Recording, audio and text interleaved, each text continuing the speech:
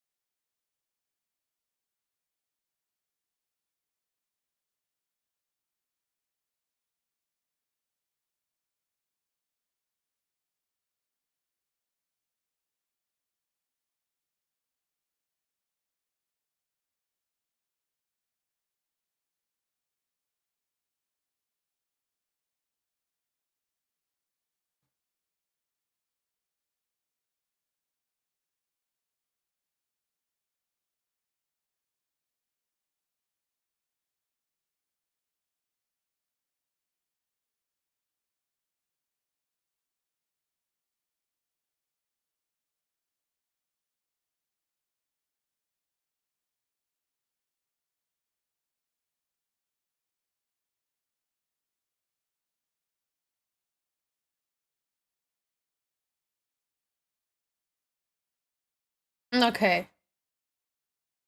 Hello everyone. Hello, hello, hello.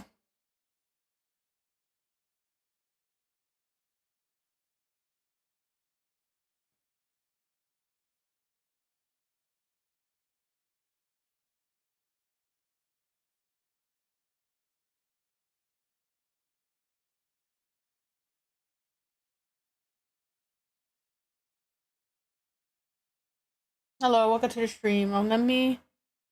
Did you guys? Okay. Did you guys wanna like watch me do a pixel game, little coloring thing, or do you guys just want to see my just chatting screen?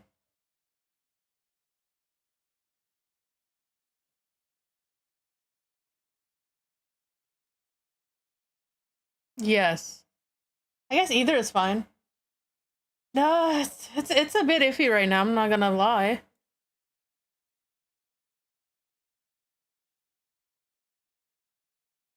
Did you guys want the just chatting screen, or did you want the little game in the back or something? Let me know.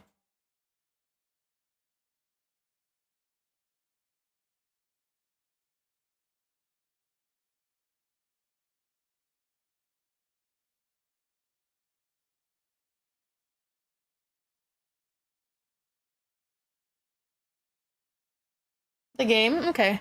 Let me get it out.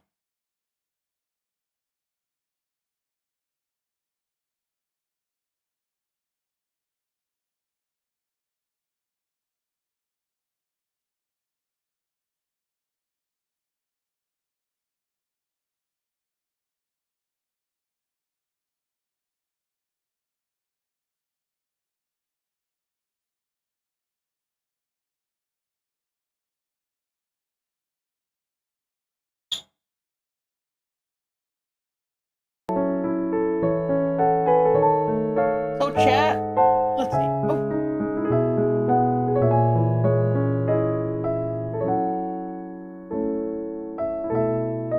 hold on a second.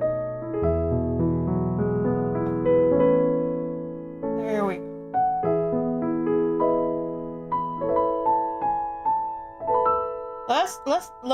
Let's get started. Saying we want to start talking about last week.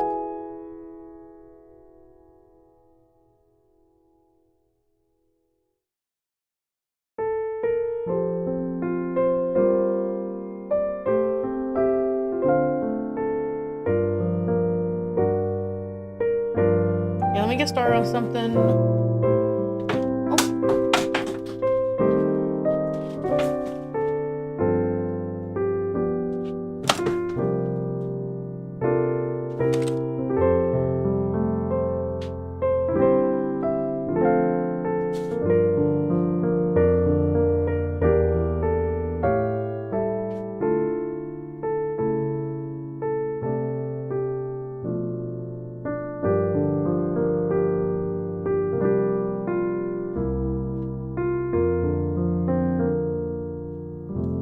Okay.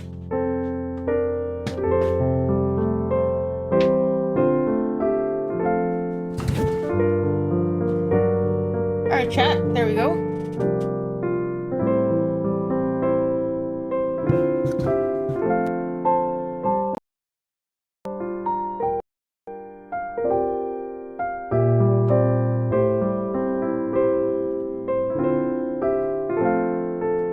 Okay.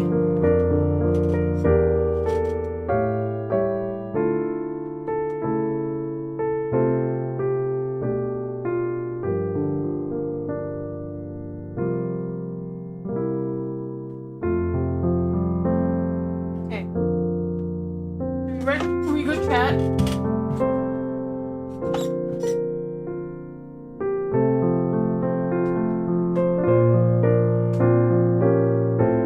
I'm a guinea pig. I have guinea pigs in real life. I'm talking about last week with my Twitch chat. Why did my video studio freeze?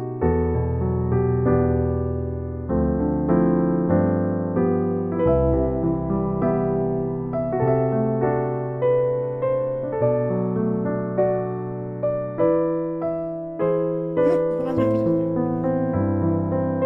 Hold on a second, chat. Okay. I gotta fix this problem. Okay.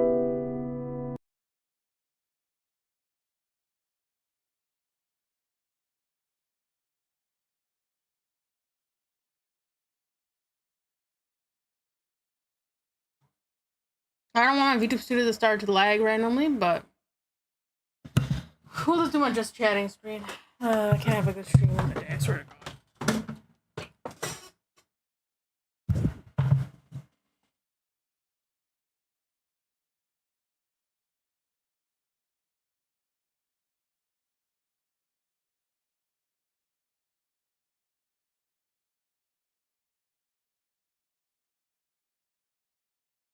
For YouTube, for those wondering, I'm a guinea pig. I'm guinea pigs in real life. And I was talking about last week. I don't know why my VTube Studio is lagging, so I'm just gonna reset it real quick. You guys can hear me too, right? Hello?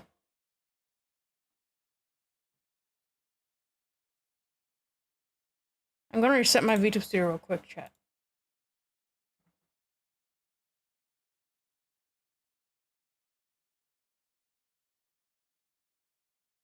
Okay, cool.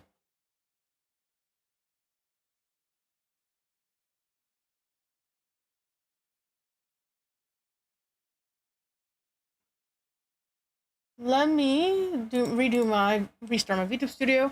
VTube Studio has been very laggy recently, which sucks. It honestly really sucks. It's really annoying. I'm trying to figure out why it's lagging right now.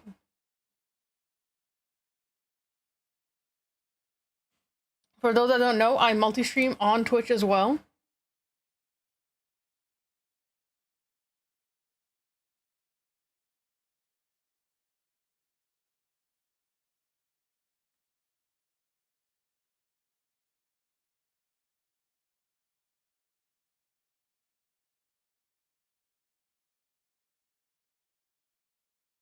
So, nah, I give up. I don't know why it's lagging. GG. That's the one thing I don't like about these freaking programs. It's always lagging. Like right now, as I'm clicking, it's lagging. Okay, whatever.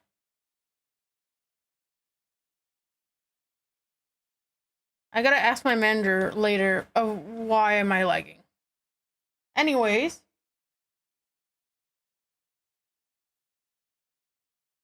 For Twitch, you guys can probably hear the music. YouTube cannot.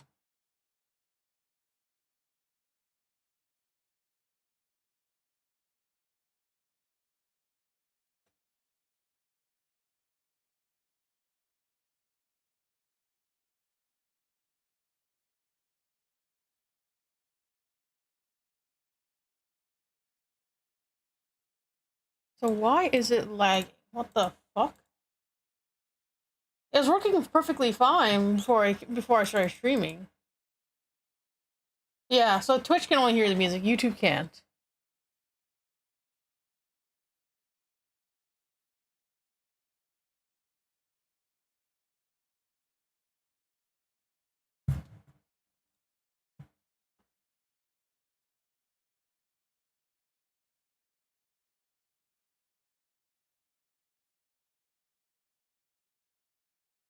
I wish I knew why VTube Studio was lagging. I had to figure out the situation later. Which sucks because I can't show my guinea pig toggle. I have a guinea pig toggle to see where I can hold my guinea pig from other model, but I guess with VTube Studio lagging, it's kind of hard.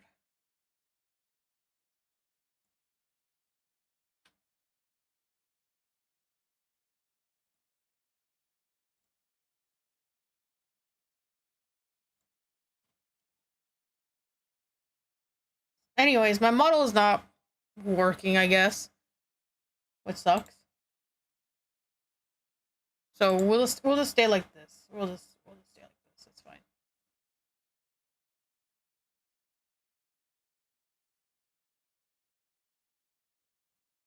Okay, let me load up the game again, and we'll just.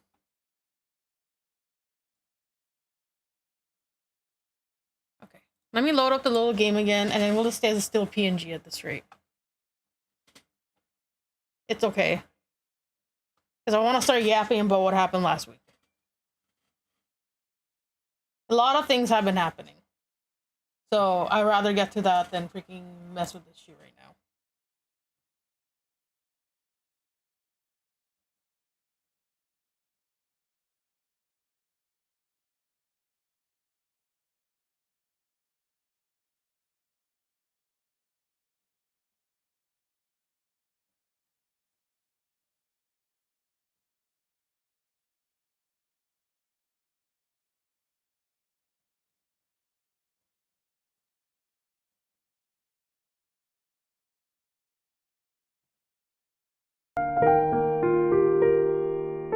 Alright, chat. Are we ready to talk about last week?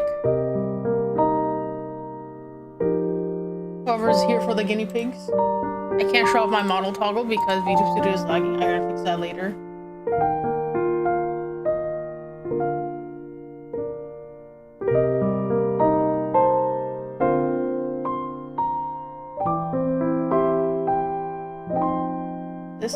This is not supposed this music's not supposed to be here. There we go. Alright, chat. I can't show off my model toggles, but I'll show off the guinea pigs later.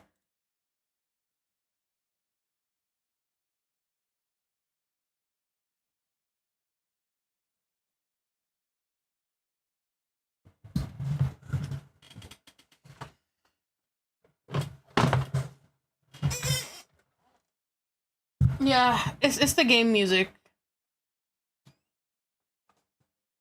But Twitch has music request. Oh.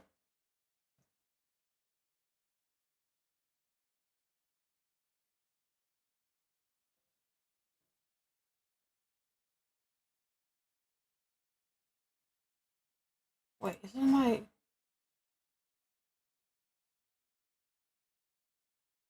No, it's not this.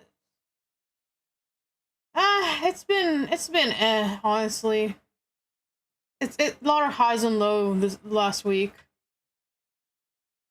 I'm hoping more people stop by on Twitch so I can start the conversation, but I guess most people weren't. I guess I kind of just start the stream randomly.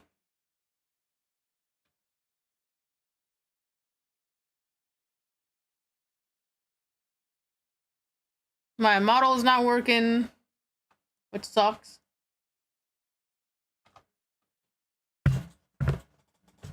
I'm at a still PNG. I gotta. Oh, Jesus Christ. Nah, this week has not been great for me.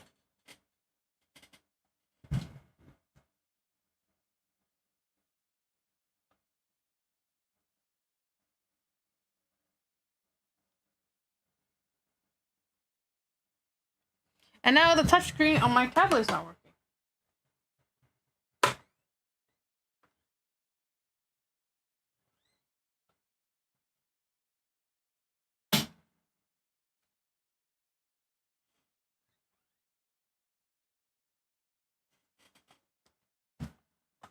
Okay, what I'll do with the mouse.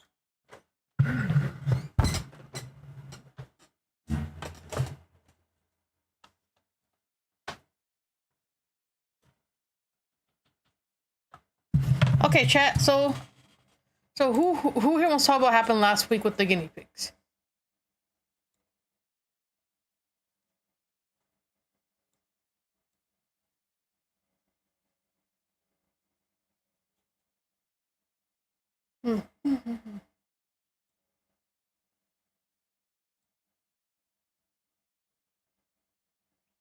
Oh, it's on ad break. Fuck.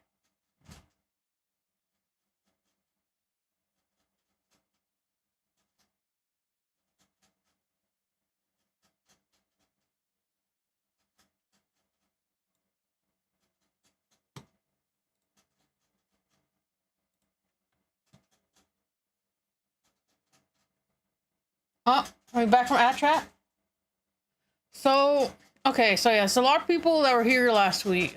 So, I think a lot of people on Blue Sky heard yesterday. Yes, my guinea pigs did get sick.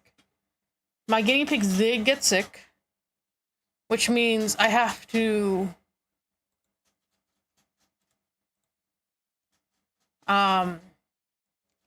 So vets in the U.S. cost a lot for people that don't know.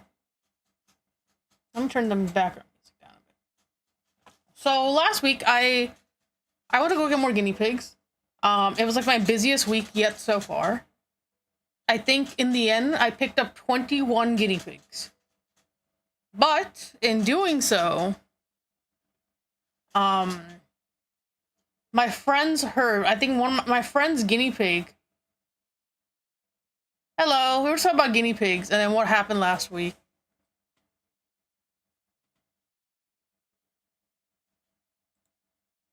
VTube Studio is lagging, so I don't know. why, but it's okay. So typically when my guinea pigs get sick, I just treat them myself. When guinea pig gets sick, I manually treat them myself. A lot of people don't know this about me. Thank you for the follow.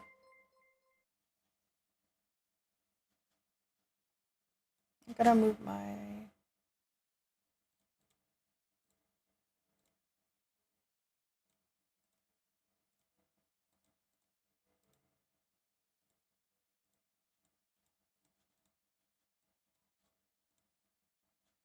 alerts here. Thank you for the hydrate. So sorry, chat. I'm kind of on PNG today because my Vita Studio stopped working, but you guys can still hear me and see. I got a new customizable model, which my friend bought for me for my birthday, so I've been customizing that.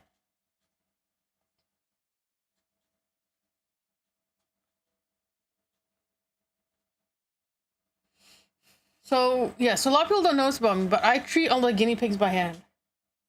It's very stressful. I actually haven't really slept yet, if I'm being honest, because I've been on close monitor. So for a lot of people that don't notice, guinea pigs are very sensitive. They're very sensitive animals. They can go from healthy to sick in one night. You'll never know because they're prey animals and they'll hide their sickness. So I started working with the local store recently for my guinea pigs, from my non-throwable guinea pigs. For those who don't know, I do show guinea pigs. I do breed them. I am a responsible breeder. I track down all my customers. And all my guinea pigs, they usually come back to me. If no one wants them, they come back to me, or I find a new home for them. So last week, something really unexpected happened. Oh, let me turn down my thing. So last week, one of my guinea pig friends that I know, she had to get rid of all her guinea pigs because the neighbors were complaining. And she couldn't move because she just got the place. And a lot of things happened in her life. A lot of personal things happened in her life. And she asked me, can I take her 13 guinea pigs? And I said, okay, yeah, I'll take them. That's no problem. So I took in her entire herd. And when I picked them up, I noticed that they're very skinny, which is not good. I've had to take care of injured guinea pig. Thinking before I can't imagine how stressful illnesses could be. I only know from researching from my previous or respiratory illnesses are extremely. Yeah, respiratory is very common. But not for me. Respiratory is a very common thing in guinea pig, but not for me. That's the thing. I have not had like a major herd loss in about 3 years, 2 to 3 years. Since I started guinea pigs. That's the only time I had a massive herd loss. So this is my second time. So I noticed they're very skinny. So I thought, okay, and I noticed she had a salt lick, and I thought, okay, maybe they're dehydrated from a salt lick. Maybe they're not eating enough. But I didn't think that it could be bacterial, because I've known her for a while, and she does take care of her pigs. I have known her. She's my other ethical breeder friend that I've known for a while. I guess maybe she got so busy, things caught up to her, and the neighbors complaining, and it happens. She's on the older side, 60 almost, 60. It happens, to the best of us, especially when you get to that age,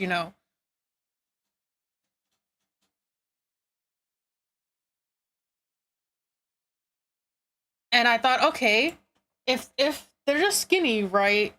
And and a lot of them are moms. A lot of them are nursing moms, or that just gave birth. Hello, Aardvark. How are you doing? My model is lagging, sadly. So I kind of have to. I just have to fix that later. That's good. Yeah, I'm just talking about what happened last week with my piggies and what happened. Like last week was one really busy week for me. And because my friend got busy, she gave me one of her stores where she sells guinea pigs. And it's a local store, it's a local farm. They work with local farmers. I live in a very farm area, so this type of stuff is really common. Like the area I live in is very farm orientated, farm to table orientated. So it's very common to have a lot of responsible breeders here for every type of animal. So a lot of the pet stores here do work with locals often. Like we do have a pet store, which is not good because a lot of guinea pigs from like big name pet stores like Petco or PetSmart, they're not good quality pigs. And a lot of people think, oh, I'm just being like a snobby bitch. That's not true. Especially people in the UK. So my audience is primarily from the UK because guinea pigs are very popular there. Guinea pig breeding is a bit more standardized in the EU. Like I have a lot of my audience from the EU, typically, or UK. The guinea pig breeding or small animal breeding is not really standardized here, and a lot of good breeders will take back their animals. They usually do not end up in rescues. And I'm talking about responsible breeders that breed for genetics, good health, and colors. Like those matter, especially for showing. And in general, for a piggy's health, it does matter. Because a lot of illnesses guinea pigs carries are genetic.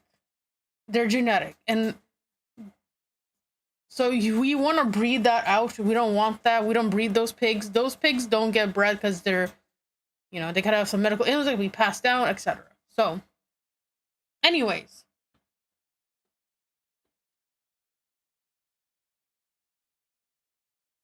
um, so she asked me, if I can get her pigs on. Okay, maybe she was underfeeding them a bit for a bit. Maybe she just got busy. And I picked them up, and they're very skinny. Like I could feel their backbone, which is not good for guinea pigs. You're not supposed to feel them, especially for moms. Moms, especially for nursing pigs, they're not supposed to have that. So okay, maybe she's not feeding them enough. She's been busy. She's been very stressed with her life. But I could never guess that it was an infection. I can never. I can never. Like it didn't occur to me that, oh fuck, maybe they have a contagious illness, and I didn't even think about that, which was really stupid of me. But I just wanted to help her out. She's in a tough situation,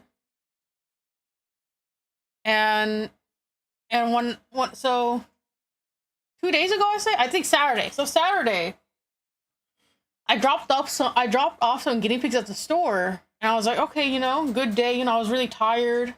The next morning, I woke up and my guinea pig Biscuits has given birth, and then like not even 10 minutes later, the store texts me saying, hey, one of the baby boys look really sick, and I'm like, what? Excuse me? Let me see. Let me pull up some pictures. It'll be easier to understand. So, okay.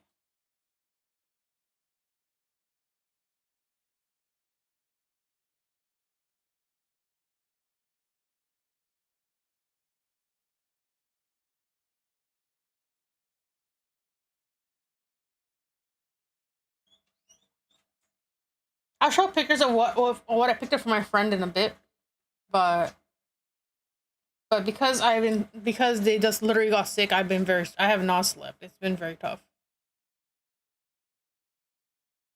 I'm saying get their picture up real quick.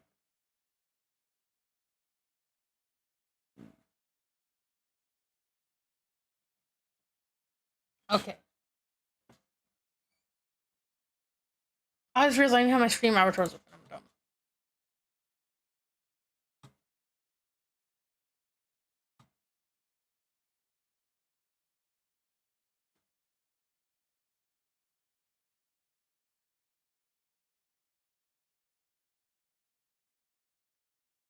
Hold on a second, chat.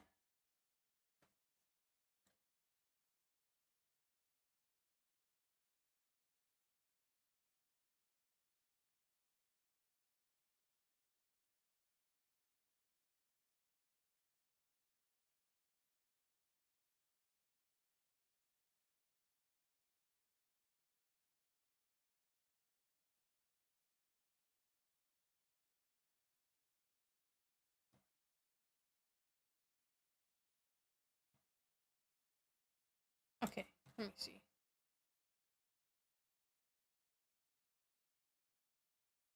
So, so the store calls me this Saturday. Oh my god, my model, stop lagging, please.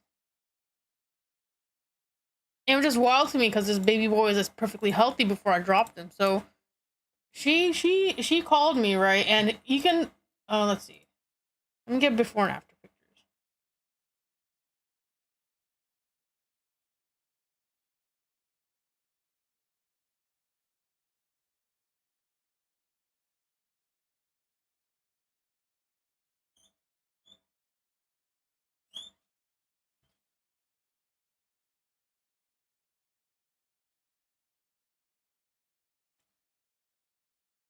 Okay.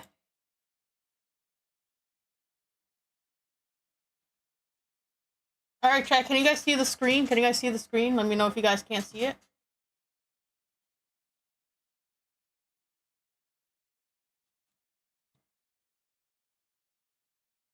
Okay, so you see this guy. He looks perfectly healthy. That's the thing. Like you see, there's no issues, with him or anything. You can tell from here that he looks healthy, and that he doesn't look like he's sick, right? Oh my god. So you can see from here that he looks perfectly healthy. Like he's Jesus. V2 Studio is being a bitch right now.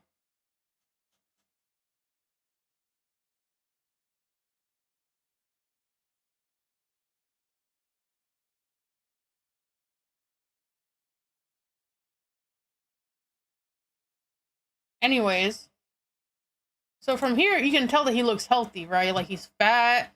There's no visible signs, there's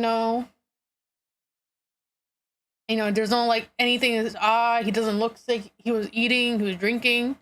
And then the next day, like literally like literally the next morning, he looks like this. And you can tell from here that he's sick. Like, you can tell from his eye.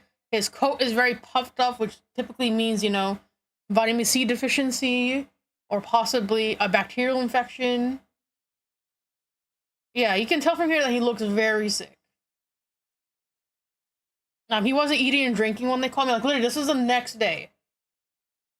So I woke up. Oh, Jesus Christ, model. Oh my god. Hold on a sec. My freaking model disappeared. Ooh. Now I look naked. For fuck's sake, model. Okay, come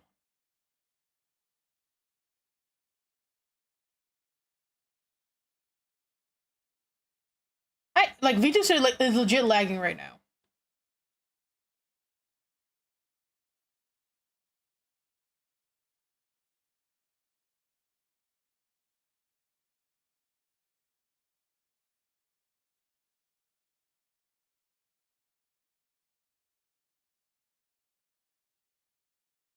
Hold on a sec. I'm just fixing my chat box a bit.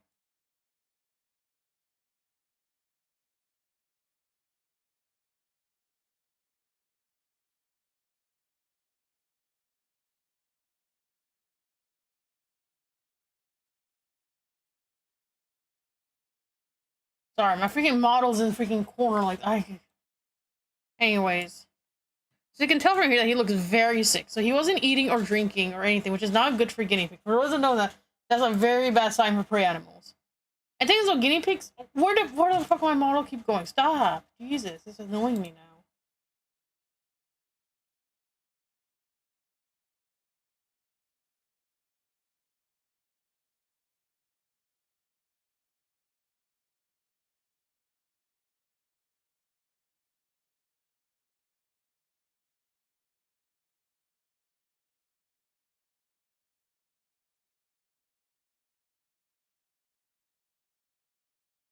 I'll fix the chat box later.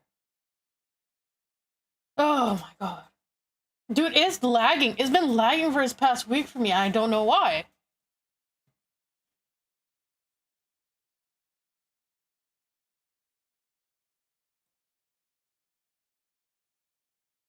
Okay, there you go. At least the piggies are on screen.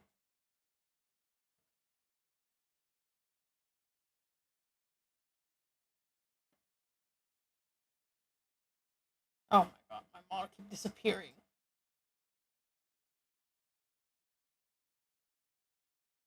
Like it's legit going like 2 frames per second. Like it's so bad right now.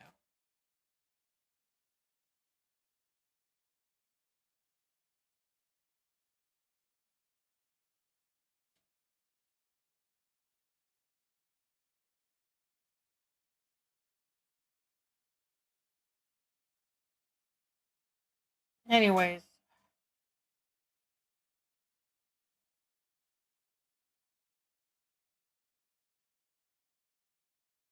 Come on, go back up.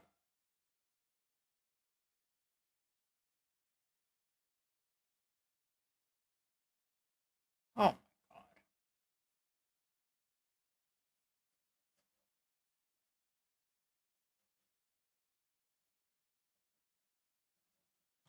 Come on. Go a bit.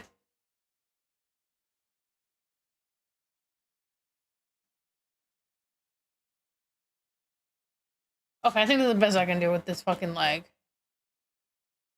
No, come on, go back up. No, come on. Don't do this.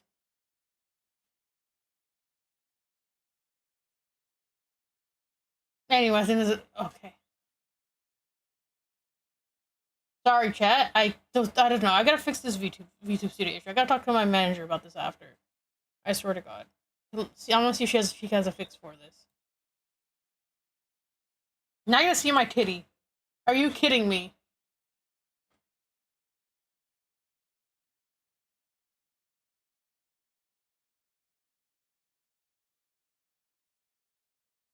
You know, where am I? Hold on.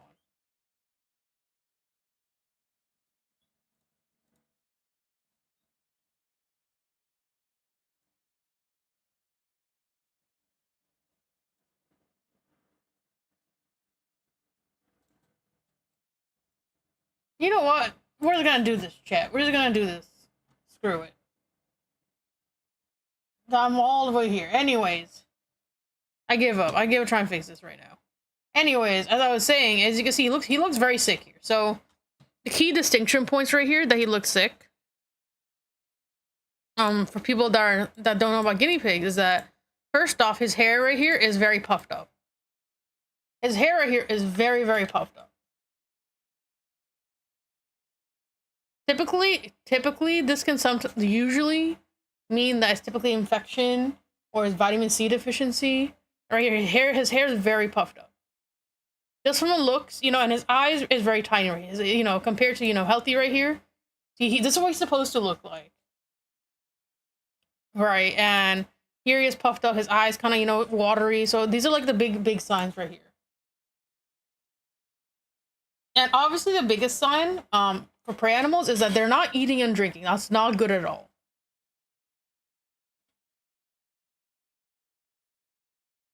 Yeah, so sometimes typically if the hair is like pointed up, it can usually sign for vitamin C deficiency or bacterial. Or like if it was ringworm, they would have been losing hair at scabs. And you know, when I picked up the baby boy, I didn't notice any hair loss. So, and then my other friend I gave guinea pigs to. So my guinea pig Cheese, I gave her Cheese and I gave her a little black sow, the black girl the other day.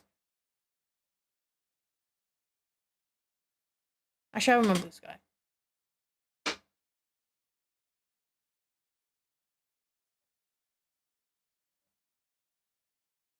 Let me see if I could.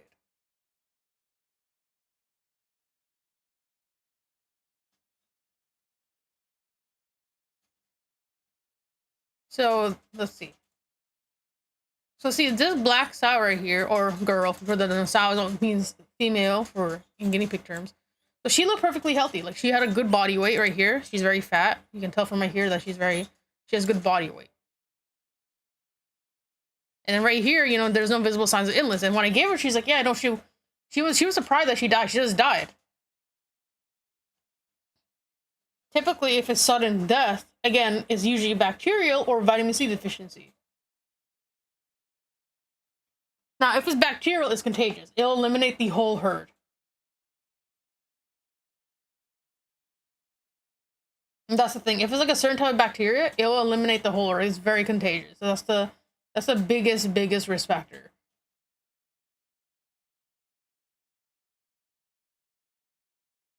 Now, with vitamin C deficiency, for babies, very hard to bounce back from. Adults, a little bit easier, but still very hard.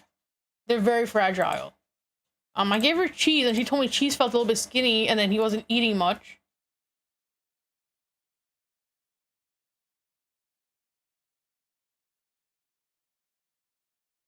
I gave her cheese the other day as well with her.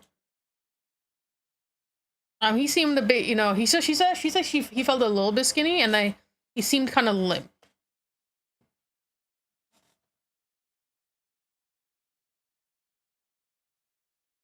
I was saying, get the video that she sent me of cheese.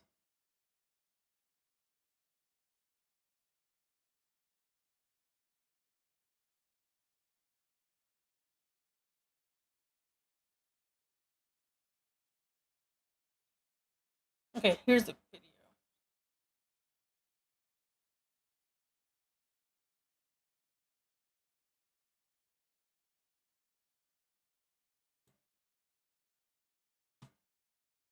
How do I share screen my? Hold on a sec.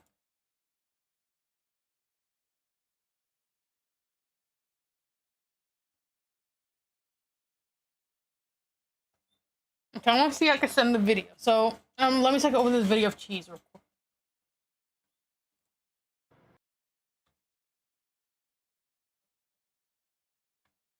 Okay, I have the video of cheese. Okay. So she sent me a video of cheese right here. Okay, so she was picking up cheese right here. You can see him right here. Like, see, like, like she picks him up, and he's a little bit limp. Not limp as in bad, but just slightly. See, he's not limp, but he's slightly, just from picking him up, he's not, doing anything. Like, sometimes it can be a calm guinea pig, but typically it's just how he felt was just like meh. He was very meh, which is not good. Some guinea pigs are just meh. Does it always isn't it indicated that they're sick? But he felt a little bit underweight, like slightly underweight, and that he seemed kind of meh. Like, just for pick her up right here, he's not trying to hold on or anything. He's not trying to balance his weight back, so that's not a good sign. Because typically when you pick guinea pigs, this is not the correct way to pick up a guinea pig for a long term. So typically when you pick them one, they'll try to scurry and try and get in a position where the whole body is supported. But the fact that he's kind of just like about it is not a good sign. Of her just picking her up, yeah, this is not a good sign.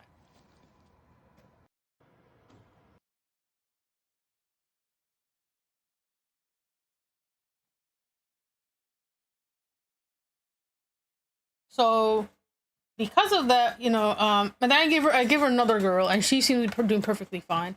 I called the store today, and they told me the other two boys are fine. So I'm hoping it's not bacterial. So I'm doing the typical, the basic procedure of cleaning guinea pigs, which is my Discord's here.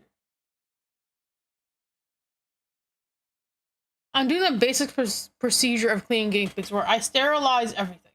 Everything in my entire house has to be sterilized. All my plastic bottles has to be thrown away. So what I'm thinking. So I asked yesterday on Blue Sky to help me with donations because it was very unexpected. So vet, if I took all 35 guinea pigs to the vet, it will cost up to $4,000. I'm not even joking.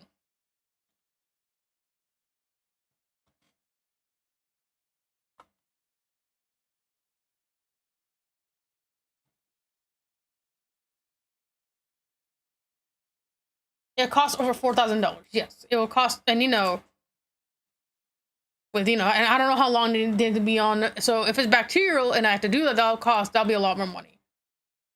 Okay, so right now what I'm doing is a standard guinea pig procedure where I give them this medication right here. Right. So since it was an emergency, I couldn't get the pour on, which is better than the freaking oral.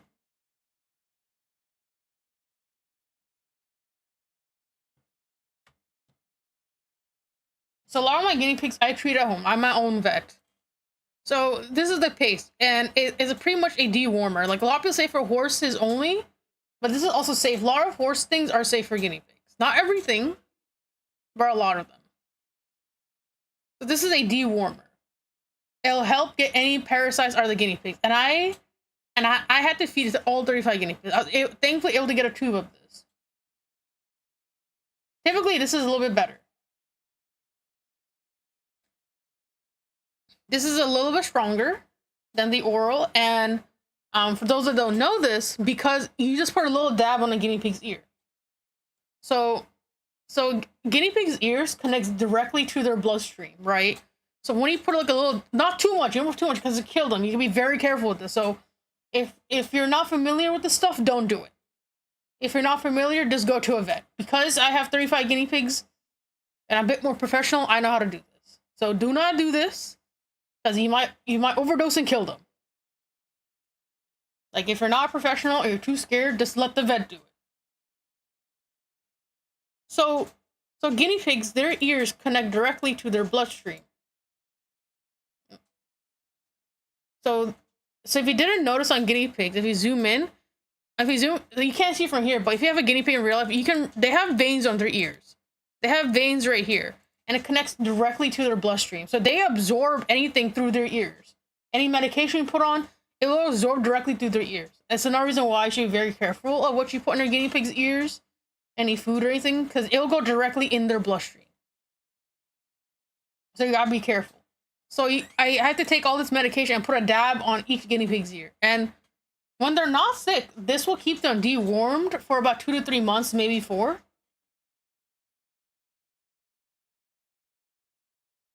Yeah, you put this above their ear and it'll go directly in their bloodstream. They have veins and it'll go, let me see, get a better picture. Let me see it on someone else.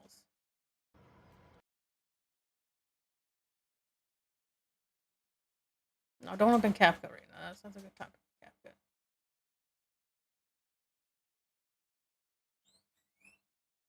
Well, I have a nice picture of their ears right now, but they have veins, so oral is a little bit safer, but I still wouldn't recommend it if you're not comfortable with it, because it can be very dangerous for overdose. It could kill them. So what I bought yesterday, I was able to buy this paste, and I was fed everyone this paste. I bought a tube of this paste, and then I ordered on Amazon the blue medication. Right now, none of my guinea pigs are showing signs of sickness. They're all eating. So now I'm wondering that it's probably vitamin C deficiency, which means that they're not getting enough vitamin C, which is weird because I have a lot of vitamin C in my herd. I have vitamin C guinea pig pellets, I have vegetables, I have vitamin C powder. Now, because of this, I'm very paranoid. And honestly, this is not recommended for like the average guinea pig owner that only have 2 to 3 or 4 guinea pigs. But if you have a big herd, like a really big herd, and if you're like to my scale or like ethical breeder scales, like I get powdered vitamin C. The best way is to get powdered vitamin C. You mash up pellets and they'll eat it. And I'm doing the forbidden trick of where you put vitamin C in the water. Now, like there's like, okay, so there's these drops for guinea pigs right here. Let me see if I can find it.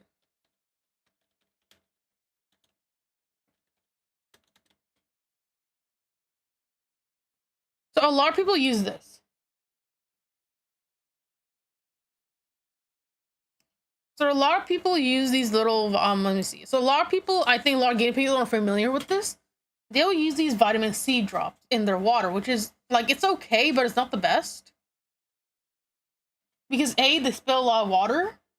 B, this can change, it can alter the taste of water. And they might not want to drink water. So you gotta be careful when you do these things. And it's very advertised online, which is not great.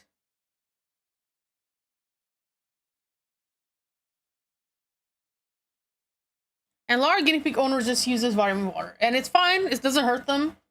It's not the best. It's better to give them fresh vegetables or vitamin C tablets. But I prefer the vitamin C powder. And I put a little bit of it. Not too much, so it doesn't alter the flavor of the water. I do a taste test just to make sure. And that isn't recommended. Because I'm very paranoid, I'm putting vitamin C in my water, which is not the best. But what I do is I put the pellets underneath the water.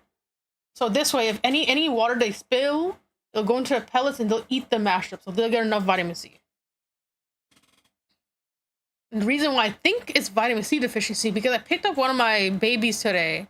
Just to double check, I was picking up all the babies today. Because right now I'm hand feeding a baby right now. I'm hand feeding one of the babies right now. Let me see if I have a picture of her in here.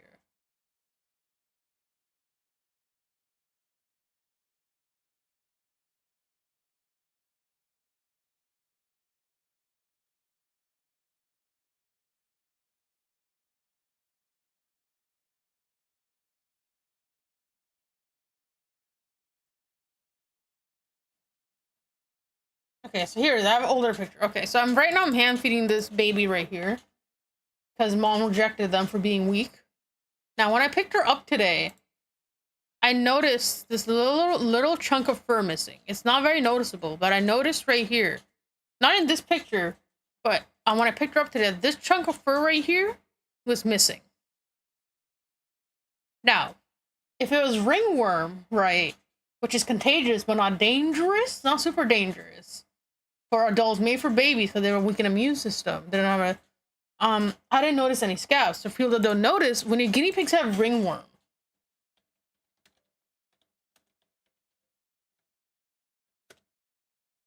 and ringworm is not a worm. People don't really realize that. Ringworm is not worms. That's just their, it's just their name. So when guinea pigs get ringworm, you will notice this big spot right here. You'll notice these scabs right here. You see this piggy, like it has a very big scab right here. But I didn't notice that with my pig, so it's not ringworm. So the only thing I think is vitamin C deficiency. And what I'm thinking is happening is that the pigs are fighting too much for food and not getting enough vitamin C. Like slightly. But just to be safe, I'm sterilizing the entire place. This will take a long time. This is a lot of money. Because I have so many guinea pigs, it's a lot of money. Because it's about 200 USD for me to get all my bottles, to redo all of my bottles to glass. And then, like, a lot of, like, guinea pigs owners do use, like, fleece. I don't use fleece, typically. I'll use waterproof liners, along with, shavings and horse pellets. They have to be a specific kind of pellets. Paper bedding pellets. Because if you get the wrong one, they'll die.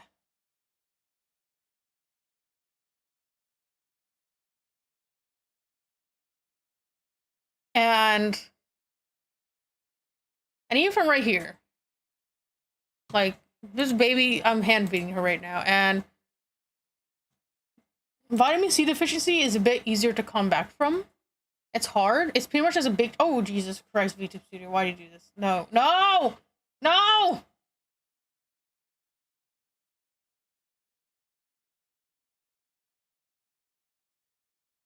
Oh my god, bro. Why? Why must it do this to me? Why? I swear to God, why?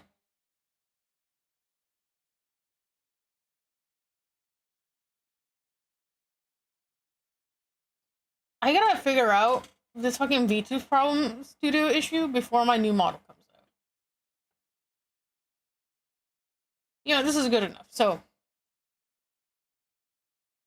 what the fuck? Why did I go over there?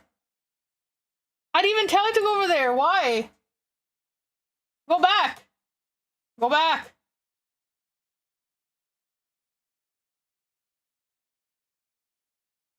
Bro, are you kidding me? I don't want to block the guinea pig, dude. Are you fucking kidding me? You know what? Fuck you, YouTube Studio. Fuck you. You're pissing me off right now. Okay, I fucking closed. I got really pissed off.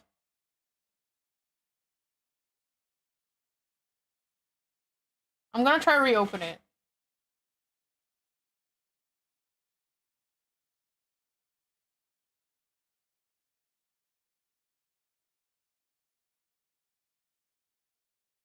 Anyway, so right now Hampton's Bay, I've noticed a little chunk of fur missing. And thing is, though, I'm going to deworm everyone just in case. Get the sterilization going. Oh, if you just not respond. Okay, whatever. I don't care anymore. Okay, let's talk about guinea pig. It don't matter. These are my PNG. It really don't matter.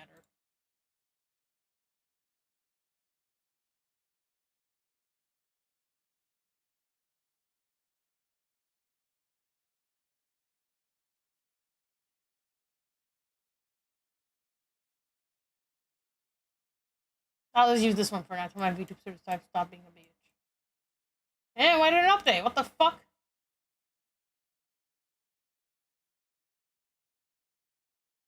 Okay, this is fine. This is fine for now. Okay, anyways, as I was saying... Hello! Welcome to the stream. We're talking about guinea pigs. Because I have guinea pigs. I have a lot of guinea pigs.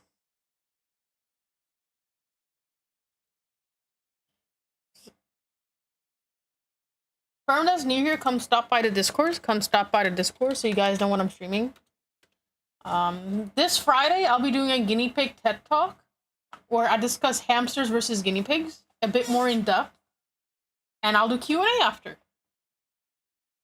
So come join the Discord so you guys don't miss that event, so you guys can get notified for it.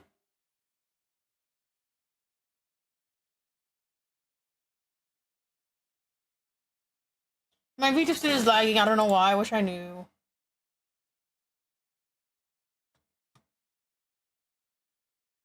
I think there's been issues with VTuber studio recently, and it's been kind of...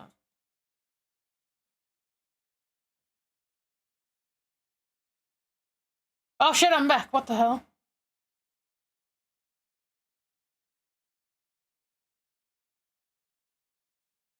It could just be this model, honestly, too. Anyways. Oh, let's also talk about, so I went to a guinea pig show a while ago. I went to a guinea pig show for people that don't know. People on Blue Sky know, because I posted about it as I was going. Oh, Jesus Christ.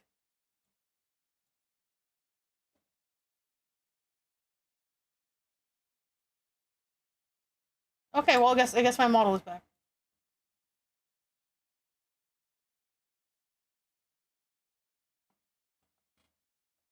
Will it lag? Will it lag when I freaking put the phone in? I gotta figure out the solution for this, because I don't know what's going on. Like, I really don't know what's going on. And I would really like to know of why it's lagging, and it's really irritating me. Because my fiance's computer is not a shitty computer.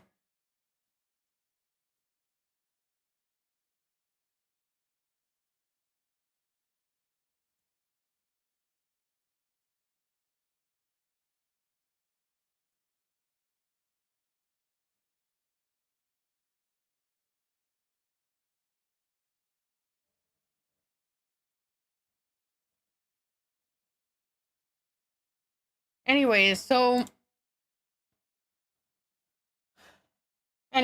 let's continue talking about guinea pigs. So, oh, is it connecting? Come on.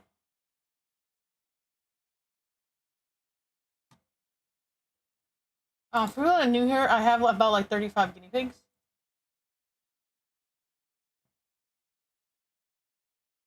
I have a lot of guinea pigs for people that don't know. So people that don't know this as well, when one guinea pig gets sick and it's contagious, it will spread within seconds.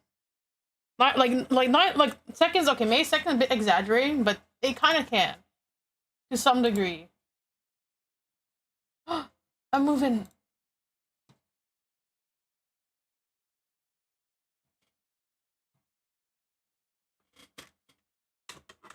Chat, I'm moving. Okay, now you guys see me move.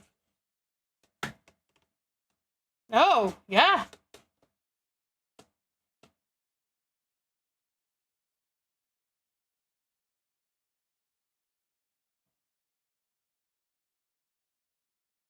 Anyways, now that I can fucking move and not be freaking still, that's great.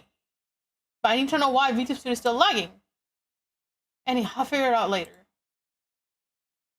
So when one guinea pig gets sick, typically, and it's contagious, it can eliminate your entire herd within less than a week. That's how dangerous guinea pig sicknesses are.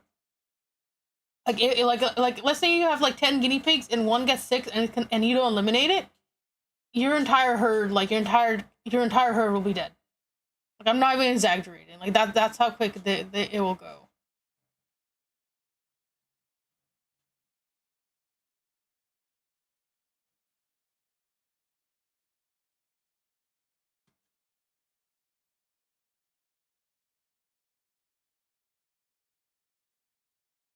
So you gotta be very careful and just like initiate the second you freaking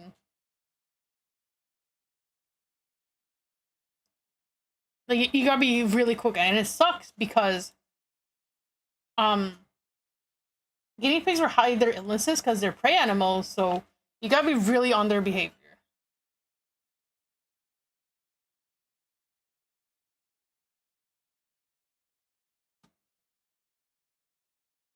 Hold on a sec.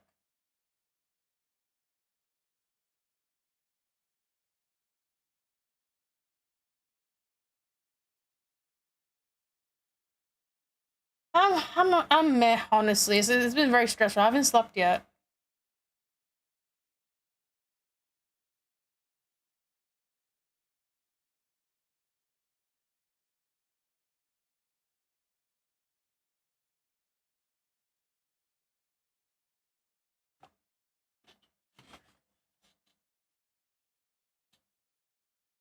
And then my video server is lagging, but now it's not lagging. I don't know what's going on. I gotta talk to one of my managers.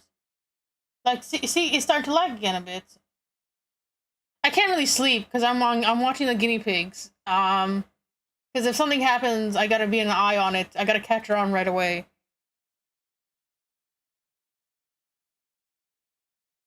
So you see, right now my model is fine. It's not lagging, but oh no, it's slightly lagging. It's slightly.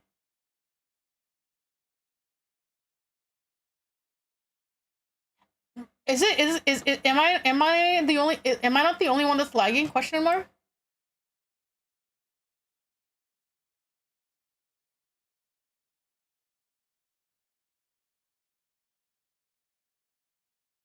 Are other people having the same lag experience as I am for VTube Studio? I'm curious.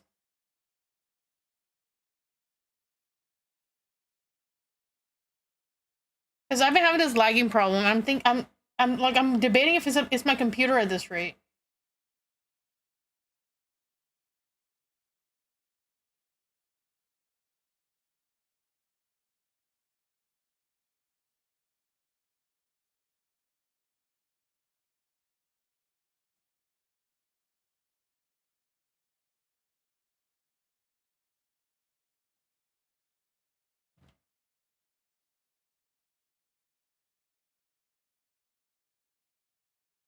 Also, can you guys see the chat, or is it too small?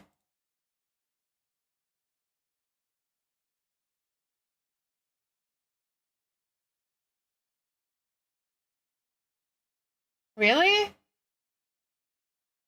It's kind of tiny, actually.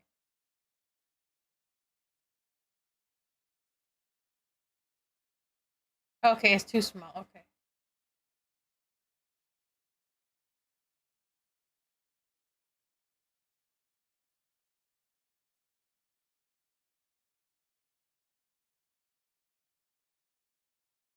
What about now, guys? What do you guys think now?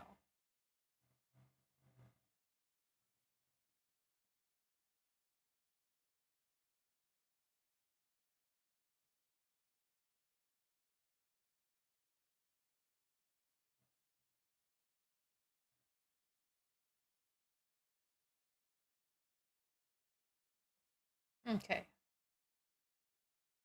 We'll keep it at this. Hold on.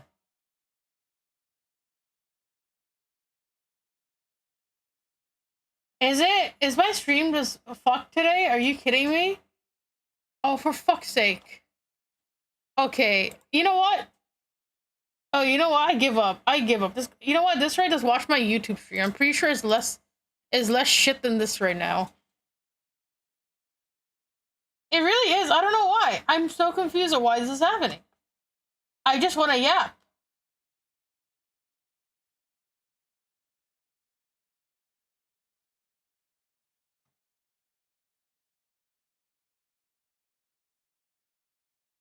Okay, it's just my fucking. It seems like it's just my Twitch one. My YouTube one seems perfectly fucking fine.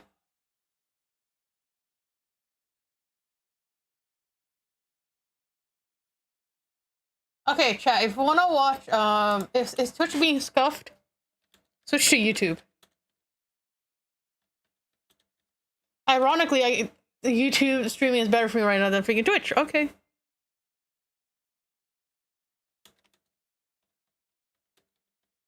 You just want to hear music, that's it. Okay, is it better? Yeah, okay. People saying it's better on YouTube. Okay. Well, I guess I'm a YouTube streamer now.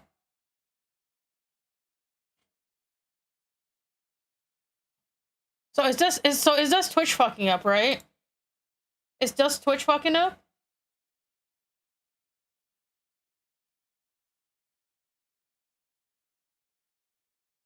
Okay, everyone, go to my YouTube channel. My YouTube stream is less scuffed. Go to my YouTube. Go to my YouTube, everyone, if you want to see a less scuffed stream.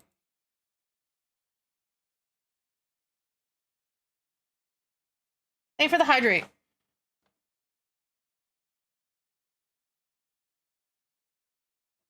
Hello, hi, Iron. Yeah, it's less scuffed on YouTube. Okay, okay, everyone, it's less scuffed on YouTube.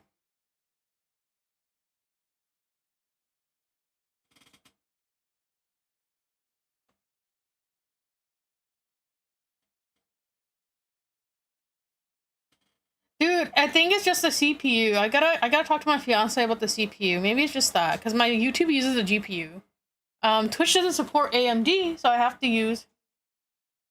Twitch doesn't use AMD, so I have to use, I have to use my CPU for Twitch, and maybe that's the problem?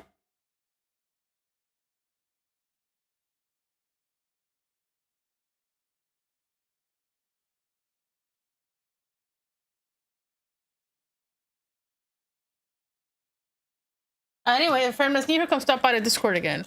I don't think... No, Twitch does not support AMD. Twitch does not support AMD. It lies with AMD. Me and Miles have tried it. Yeah. Yeah, I have. Me and Miles have tried forcing Twitch, what's it called? The AMD graphics card. It's my fiance's computer, and even Miles tried with me, and it just fucks with my entire OBS. My entire Twitch stream.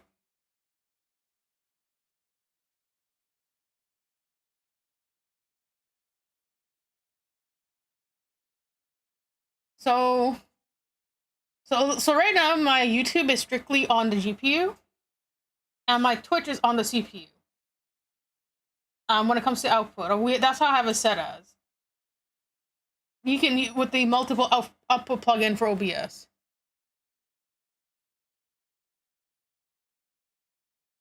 So I gotta recheck everything later. Like right now my model isn't lagging, but I was lagging earlier. It was lagging for the past few days, so I don't know.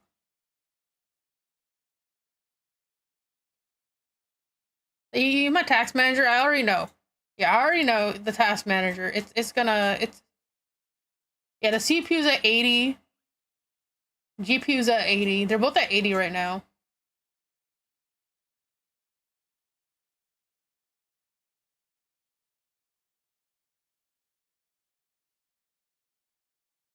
Sorry, no, it's 80-50.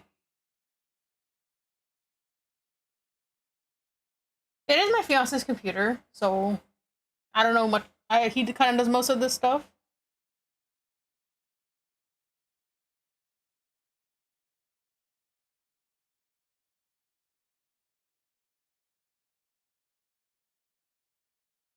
Yeah.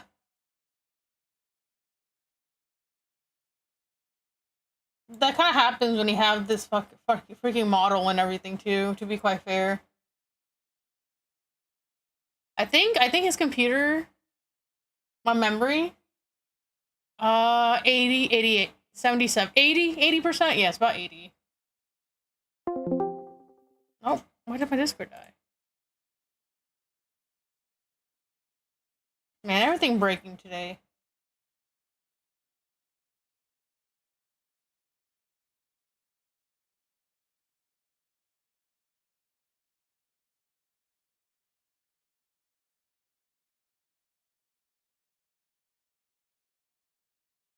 I'll fix everything later, no worries.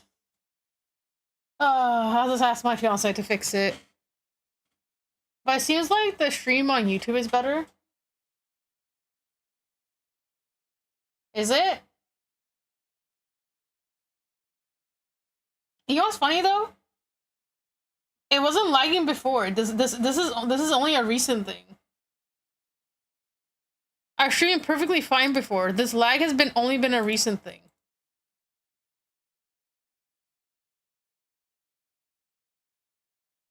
It's because I multi-stream. I multi-stream at 1080p on both sides.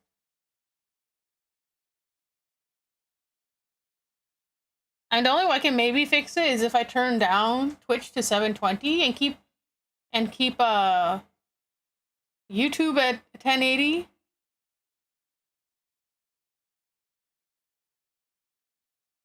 But I gotta. Yeah, YouTube side is way better. I already knew this. YouTube has a bigger delay though, I think, from what Maz has tested.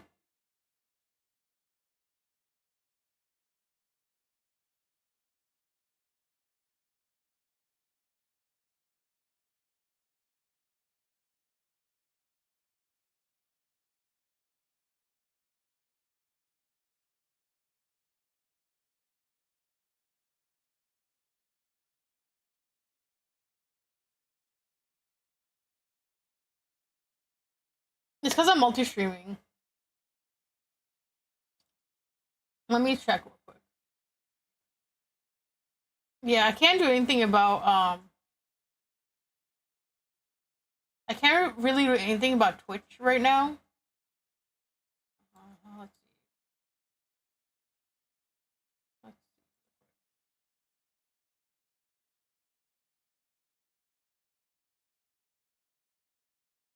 I think the only option for me to do, honestly, is for me to turn down my Twitch stream to 720 and keep my YouTube at 1080.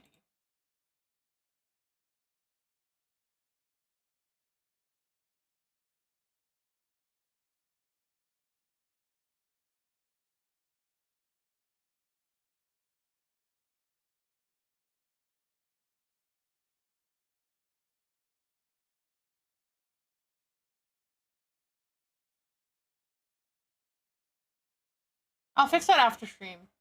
I think I'll turn down my Twitch to back to 720 and keep my YouTube at 1080. And we'll see how that goes. And see if that fixes things. I can end and stream and change and do it again, but I don't want to do that right now. Like how bad is the Twitch stream right now? Is it still pixelating?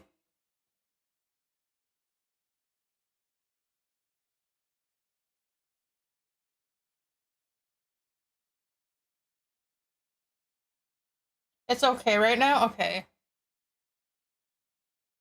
Yeah, I think I'm just gonna have to turn down my Twitch stream to 720 to see if that helps with the CPU.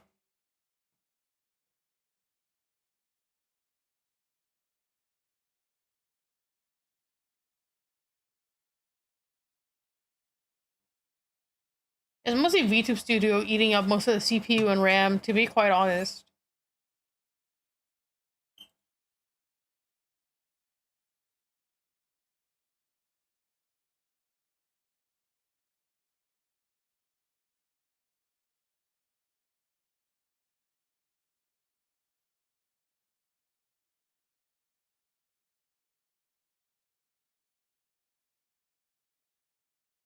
I'm closing down this right now. The only downside to YouTube is that there's no music and stuff, but it is a little bit better.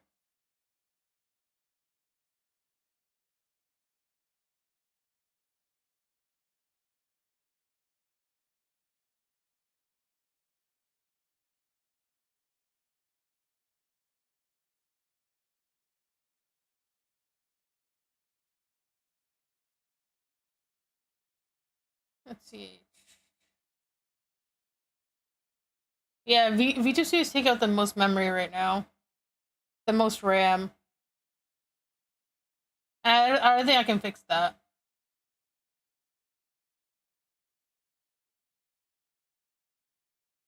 Anyways, what was I talking about before all this?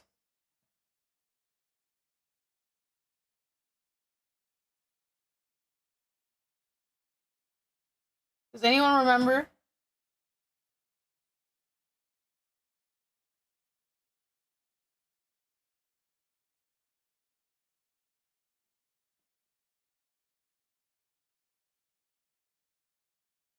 Vitamins. Okay, yeah, vitamin C deficiency. So how sickness spreads? Yes, yes, yes.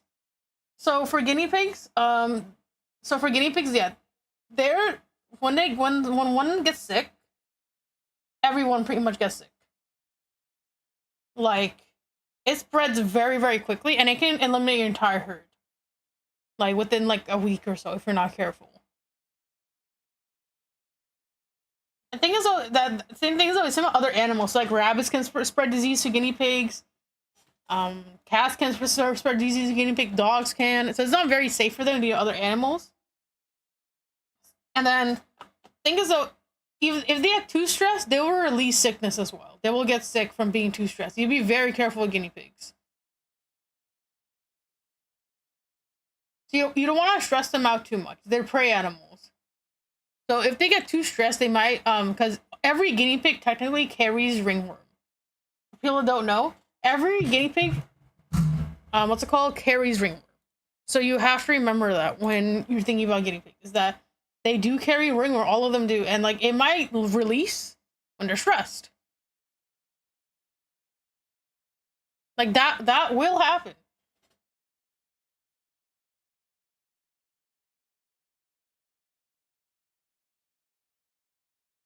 To be quite fair, it's kind of humans' fault. We did kind of genetically breed them to be domesticated.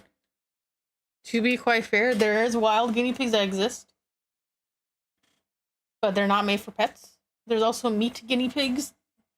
I don't know, a lot of people don't know that.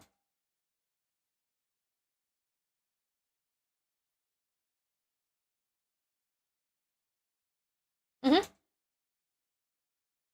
I want to see how I sound though. It's only downside. Oh, Chad, do I even sound fine? I didn't ask that.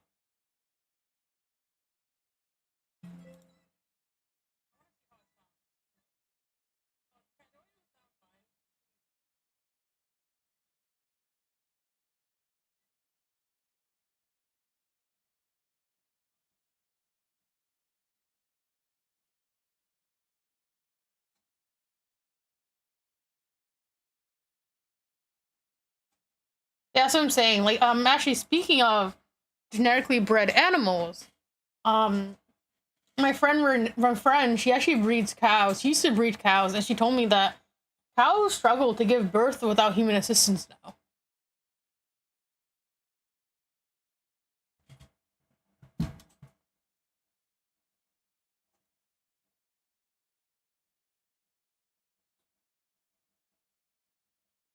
And that's very sad.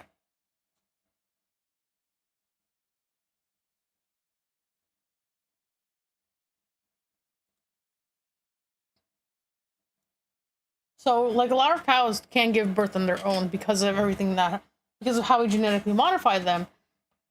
Same with domesticated guinea pigs. So, a domesticated guinea pig will not survive in the wild. A lot of people don't understand this when, um, there's a lot of animal rights activists that will tell people to release their guinea pig in the wild or whatever, but they will die.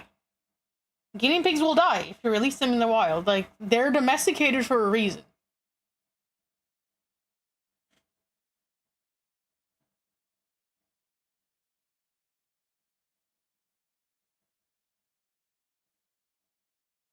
Yeah, humans have done that, yeah.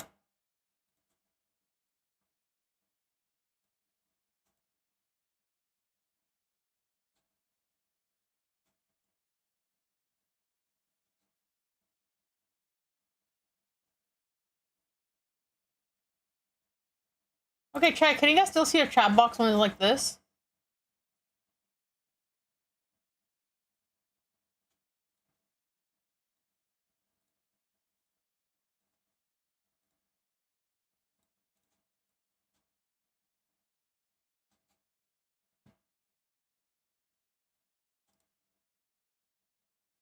I want to see if you guys can still read the chat. Okay, cool. I was thinking of putting the YouTube chat on here too, but I gotta figure out how to do that. I'll ask Maz later to help me with that.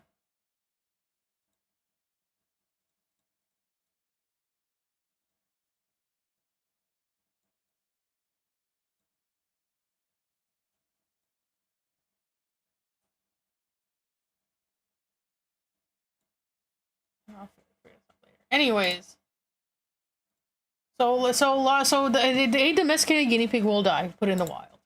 There are different types of guinea pigs. There are meat guinea pigs that are actually very aggressive.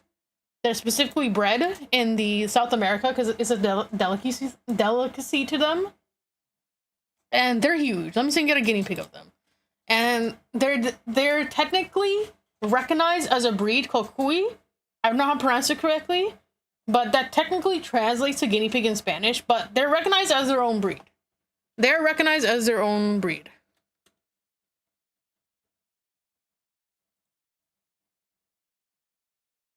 I'm talking about how there's different types of guinea pigs.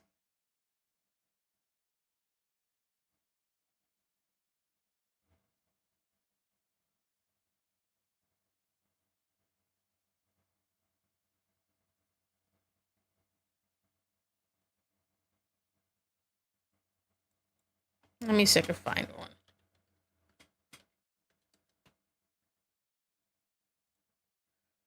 Okay, so here we go. Here's one.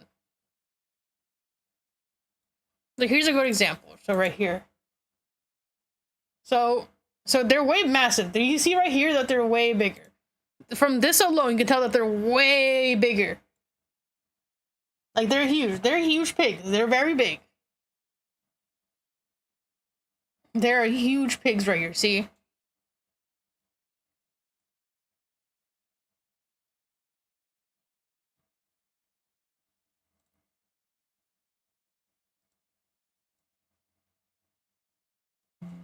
And these guys are not fluffy or friendly. These guys are not friendly. So right here, even look, huge pig right here, right? Huge. So these guys are not meant to be pets. They're very aggressive.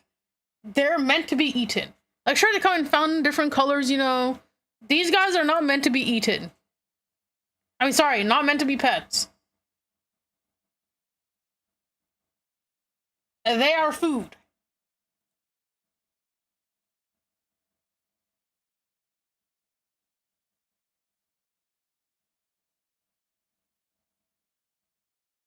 They'll bite you. They're an aggressive guinea pig. They're an aggressive guinea pig. Like, they will bite you. They'll fight you. So typically for cuys, right? Okay, let me see if I get a picture.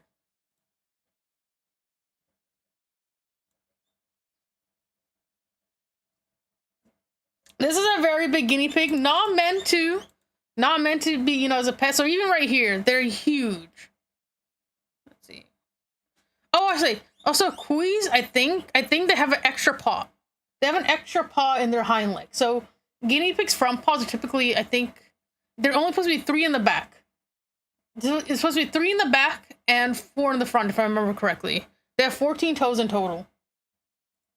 Yeah, we have music playing in the back. You guys can request music for Twitch. If the Twitch stream is really bad, just come join YouTube. I have a YouTube one pinned. So these guys are not.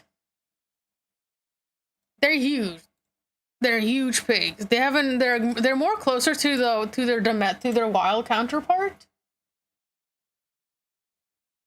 And typically, if you notice, they have smaller eyes right here, and they're a bit more pointed shape.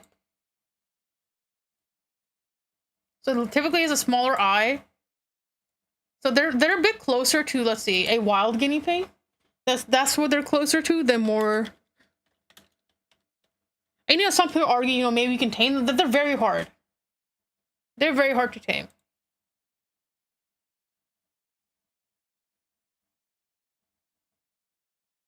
Technically, they're related, capybaras and guinea pigs, but they're surprisingly vastly different. Yeah, it's primarily their So wild guinea pigs do exist, by the way. They exist. Yeah, they're both from the same family, but very different. For example, capybaras love water, but guinea pigs hate water. That's a very big key difference. Guinea pigs, you're not supposed to give them you're not supposed to bathe them, you're not supposed to go in the water. It's actually very dangerous for them. You're not supposed to bathe them or anything. So right here, oh, sorry, I mean to create new. So this right here is a wild guinea pig. Like these like they exist in a wild. They're a bit more closer to a capybara, but even then, they still don't like water. Guinea pigs do not like water. It can damage their skin and their fur, and they're closer to the agoutis. They're closer to the agouti guinea pigs that we domesticated. It all stems from this color pattern.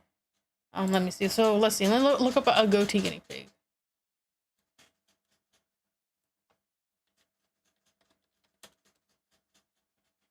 Oh, look, there's mine.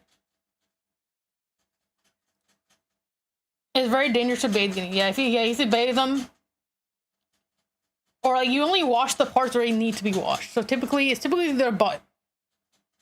For males especially, not for females. Females, they have an easier time. So the most common color of a guinea pig. I'll probably do a video on that later. So every Friday I'm doing a guinea pig TED Talk. Every Friday, so come join the Discord, and I have an event set up. So every Friday I'm gonna do a guinea pig weekly talk. And this week is gonna be hamsters versus guinea pigs. Because a lot of people mistake hamsters and guinea pigs. And I have an event set up on Discord so you don't miss it when it pops up. So this week I'm doing a TED Talk on hamster versus guinea pig. A lot of people confuse them as the same, but they're very vastly different. So come by for that.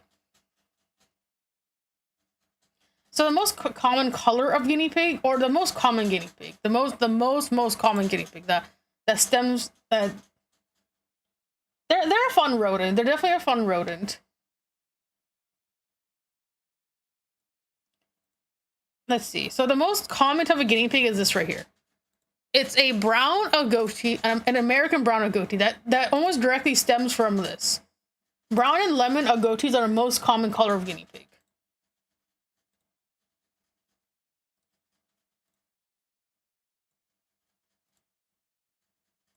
So these two colors directly stem from the original wild counterpart.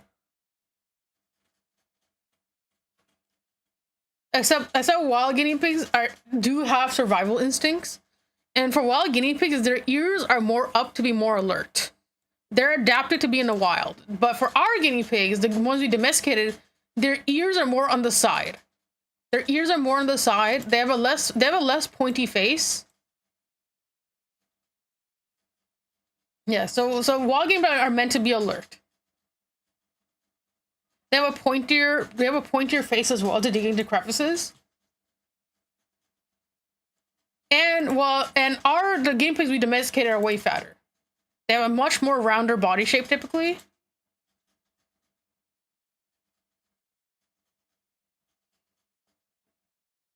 And they have no survival skills. They have no survival skills compared to their. I have 35 guinea pigs in real life. I have 35 domesticated guinea pigs in real life. Oh, why do my see my YouTube studio is now crashing? Are you kidding me? Are you serious? Okay, so I personally have 35 domesticated guinea pigs, at least 35. So last week I picked up 21 guinea pigs. Let me show them actually. Hold on, let me exit all this stuff. So people that weren't here, yes, my guinea pig herd did get sick. If you guys saw on Blue Sky.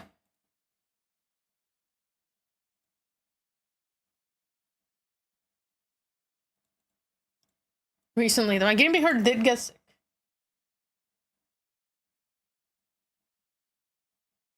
And right now I'm treating them with Evectormin, I don't know how to pronounce it, whatever it is, a dewormer and vitamin C. I gotta redo my entire setup.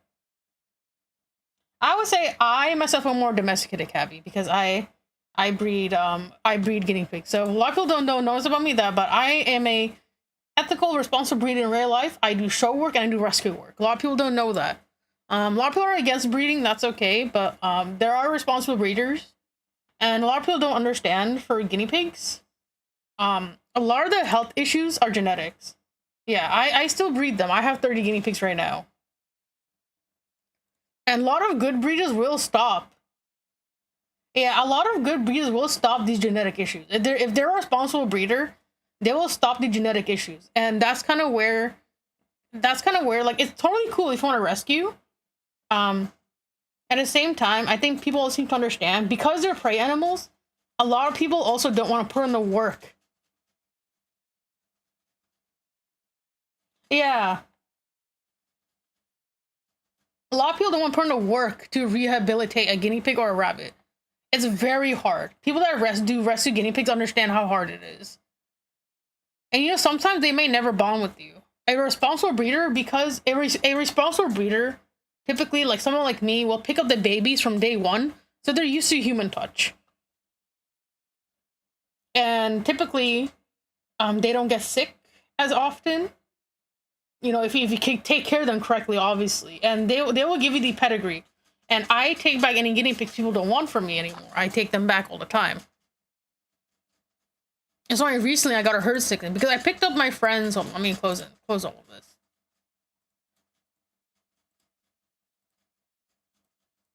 And he was sick. Sadly, he passed away. Him and the black sow sadly passed away.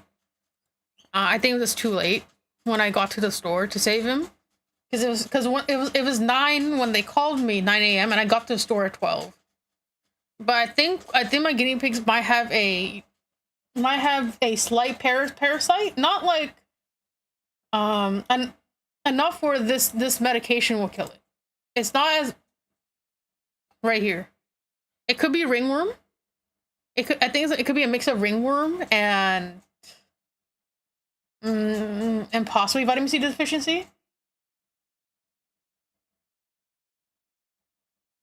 Also, looking at leopard geckos, they're heavily domesticated, so they bond with owners, but it's not a guarantee. Yeah, I shared with a tiny baby. He was instantly comfortable on my hand, climbing up on my shoulder. Picked them up, picked them out of 3 now. Yeah, this is a good thing. Responsible breeders do actually bond with their animals, so they tend to be a bit more owner friendly.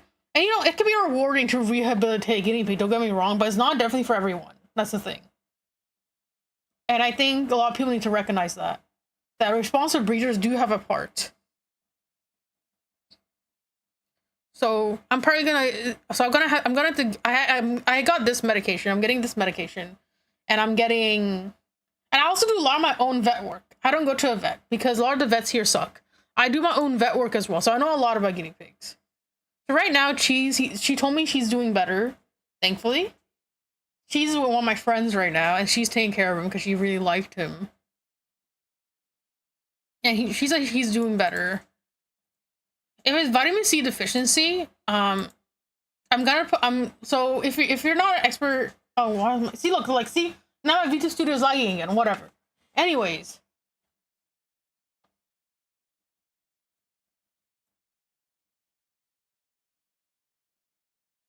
Like, okay, like it's at 60%. How are you freaking okay, whatever, man. Whatever, V2 Studio. Okay, anyways. Hello, welcome. We're just talking about guinea pig. What happened? For guinea pigs, they cannot produce their own vitamin C. Guinea pigs are very common to humans, where they cannot produce their own vitamin C. My VTube Studio froze, chat. Okay, whatever. Oh, there he goes back. I gotta fix this problem later. I'll fix it later. Apparently, I'm not the only one with this issue. So if it's vitamin C deficiency, so if you're not a guinea pig owner, it's not recommended to do this. But see, look, it's starting to lag again. It's starting to lag again. Its VTube Studio is starting to lag again. I don't know why. Why is it doing this? I'm so confused.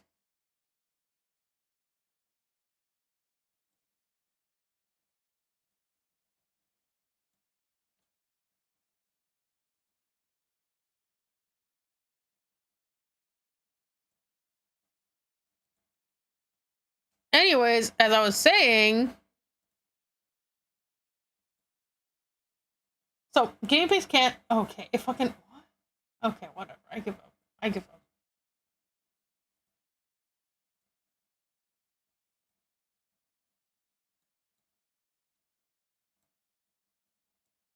So, anyways, as I was saying, yeah, I know it keeps freaking disconnecting, reconnecting, or like lagging and non-lagging, and it's really annoying. I freaking hate VTube Studio sometimes. Like, see, it's lagging again. You see, this is such a big ass problem. I don't know why it's doing this. So guinea pigs can't make their own vitamin C. So it's not recommended to put vitamin C directly in their water because. Hold on a sec.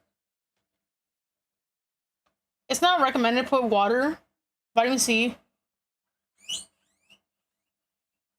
Nah. It's not that they can't absorb it. It's just because they might not like the taste of the water. I haven't slept yet, if I'm being honest. I'm watching the guinea pigs because if there's like a slight health issue, I need to pick it up and then tell. So because there might be a slight taste in the water, it's not recommended. Because I get my vitamin C powdered from people, like powdered vitamin C, and it's almost flavorless, so I can give it to the guinea pigs. And again, you know, if you're not careful, you might overdose them on vitamin C. So it's not a recommended thing if you're not like used to having so many guinea pigs. I had to measure out each bottle to make sure.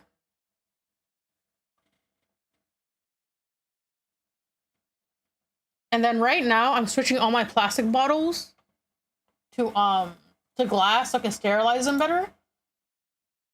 Because right now I have to redo my entire setup. I have to redo my entire setup right now and sterilize the entire freaking place. So I gotta throw away all the plastic bottles and just get glass so I can boil all the glass bottles. And that's gonna be hella expensive. That's gonna be about $200. This medication right here, this medication is $100 that I picked up today. This right here is $100. Like the big bottle, it's $100. And that's what the donation money is going towards, because it was very unexpected.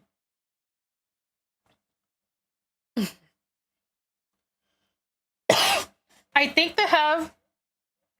Oh, see, my mod is lagging. I don't know why it's doing this. Anyways.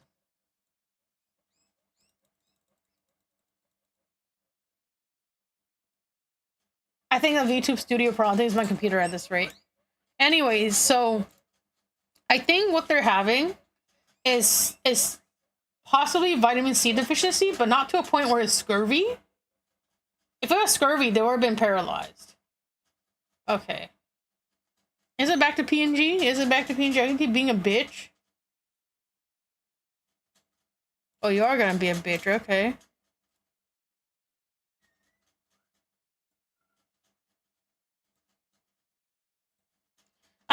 After stream, I'm gonna do a thing where I just uninstall and reinstall and see if that fixes it.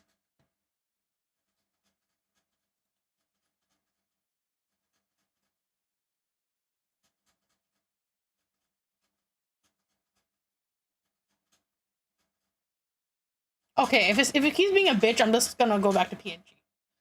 So I think what they're having is if they have scurvy, their back legs were been paralyzed, but it's not vitamin C deficiency to a point where they're having scurvy.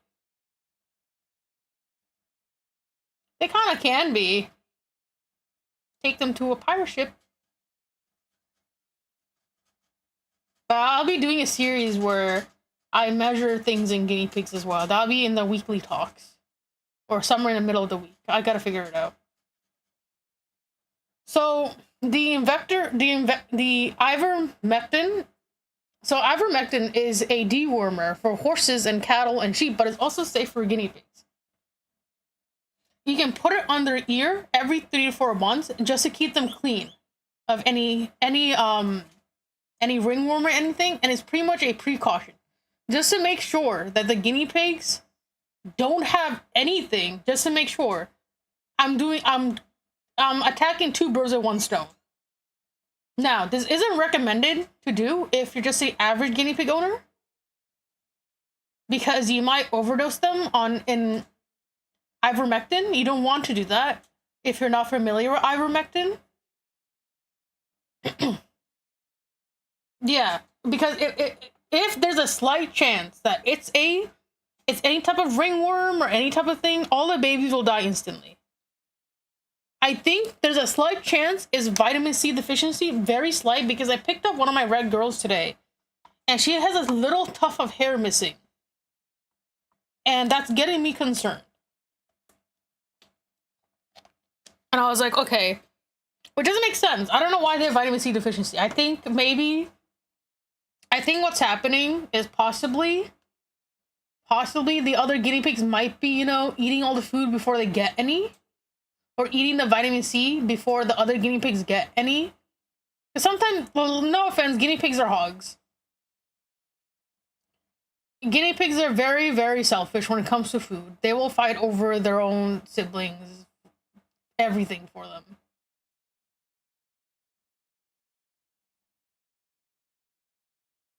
Yeah, that's what I'm thinking. I'm thinking the bigger the moms and the bigger pigs are kind of bullying the smaller ones to not get enough vitamin C.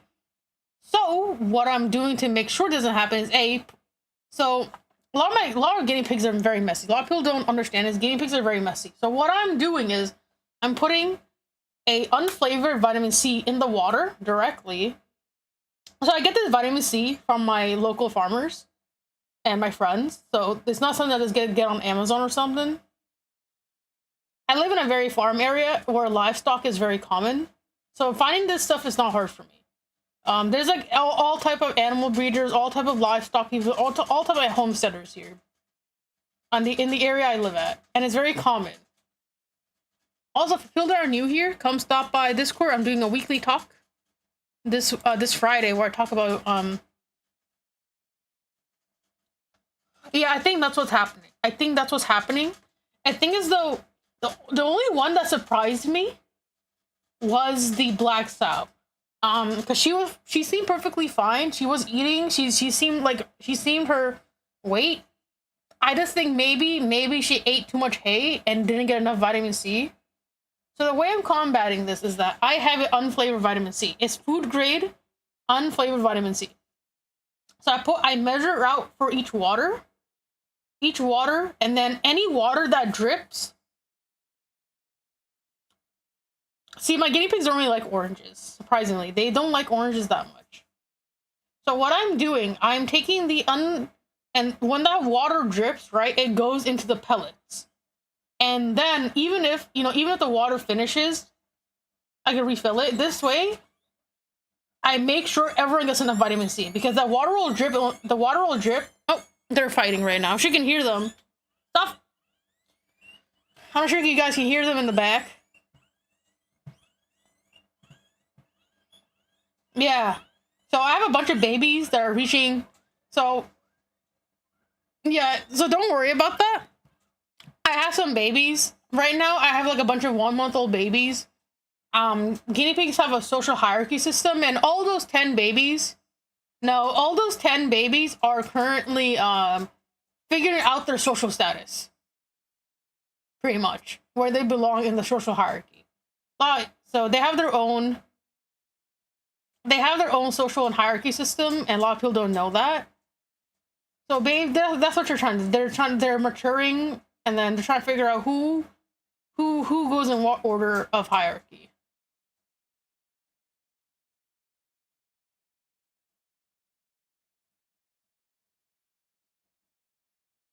So the method I'm doing for this is that I'm giving the ivermectin just to be a safe precaution.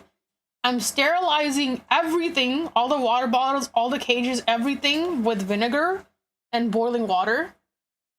I'm throwing away all the plastic bottles because I can't really sterilize them with boiling water. I can only do it with the glass one. And yes, I asked on Blue Sky for donos because it was very unexpected. Because if this was bacterial, it will cost me over $4,000 to treat them. Like, I'm not even joking. Vets are very expensive here, and they kind of suck. Just in the U.S. in general, a lot of vets here recommend euthanasia, like euthanizing your guinea pigs, but I end up not euthanizing them and curing them myself, typically. A lot of people might say, oh, it's abuse, but when you have this many guinea pigs, you kind of have to understand their health yourself first. It's not like, ooh, I'm neglectful. It's more so, okay, I already understand this because I have over 20 guinea pigs. So, and then when that water falls in the pellets, it'll like get all nice and watery. So if if anyone misses it, if any of the babies, miss it, they can just eat the wet pellets. And this way, make sure everyone gets vitamin C.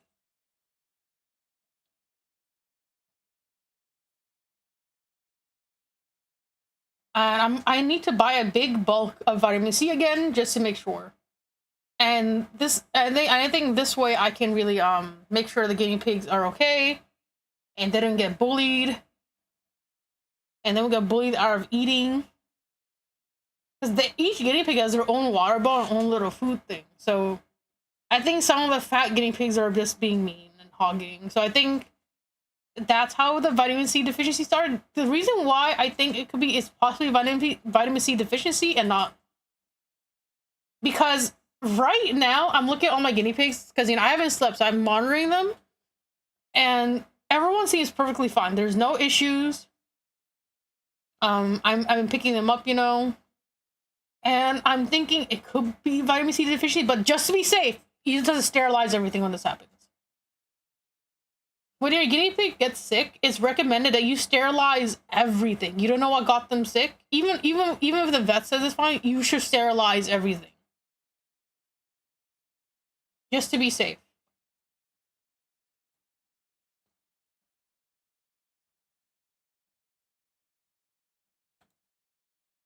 Because let's say, it's not something, and let's say there's a slight germ or a slight bug that might attack them. Yeah, right now I was able to get the paste, the ivermectin paste, where I feed it to them directly.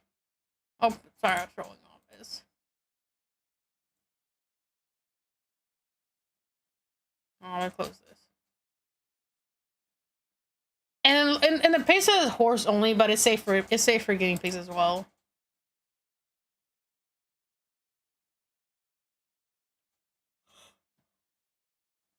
Oh, I see. You're being a bitch. Anytime I minimize a VTube studio, it starts being like, haha, why'd you do that? Okay.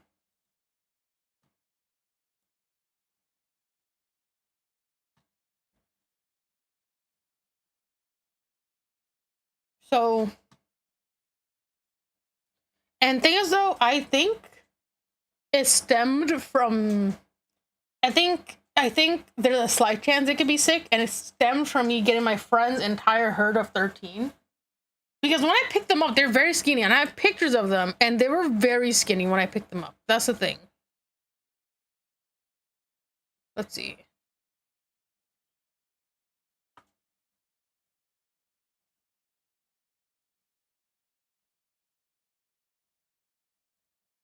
So I picked up my friend's entire herd of 13.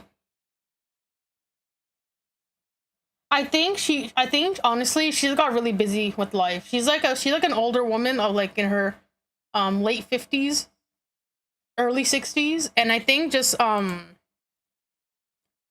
honestly she's got really busy. Like I'm just being honest.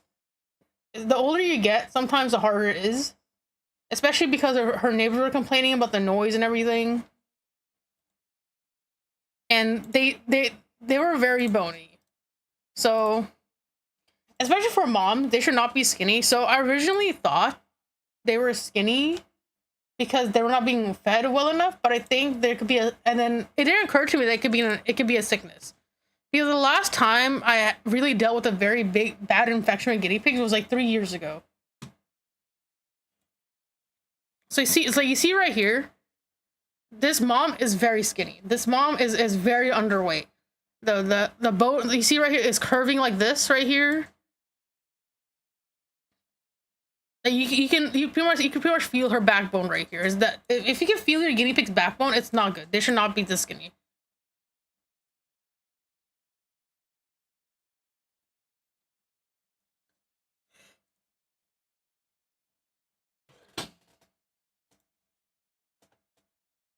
Let me stretch.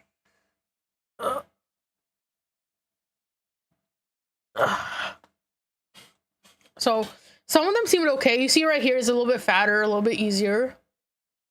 This girl's a little bit fatter. She's a bit more of a healthy weight. The round body shape, a bit more. You can't really see the dip in her back. It pretty much just goes like this. Well, this her you can see a dip, and she was very, very skinny.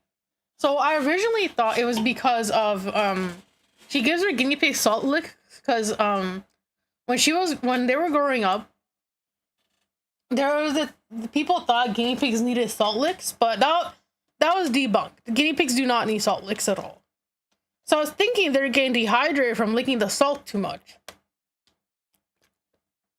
And I thought, okay, this should be fine. I can cure them fine. This is not like a bad thing. They're underweight, but it wasn't a problem for me to like, help get them back to healthy weight.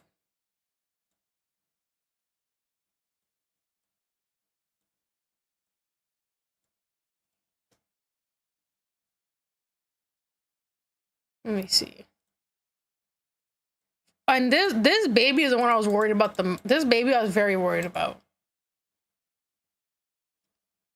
I think she wasn't paying attention to the genes when she bred this pig, because this guinea pig is possibly called a lethal white.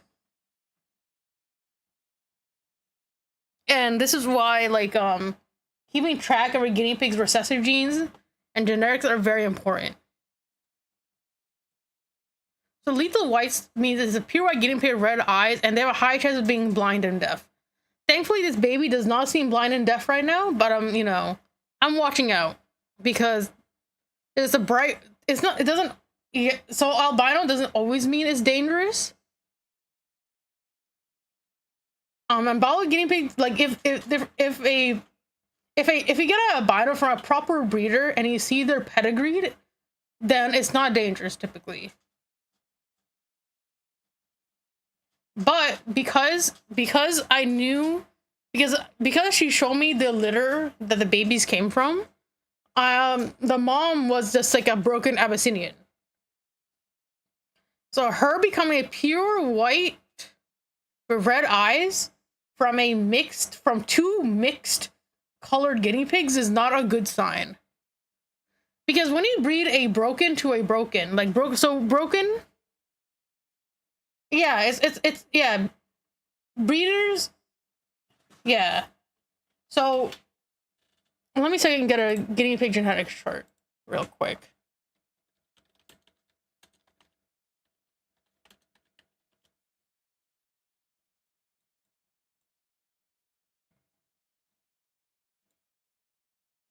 So, sorry, not this. Oh.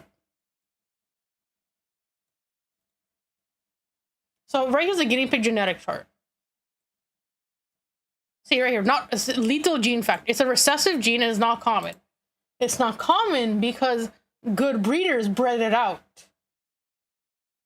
Good breeders try best to breed it out. And a lot of people might disagree with me, but because if it weren't for good breeders, we wouldn't know this information right here. So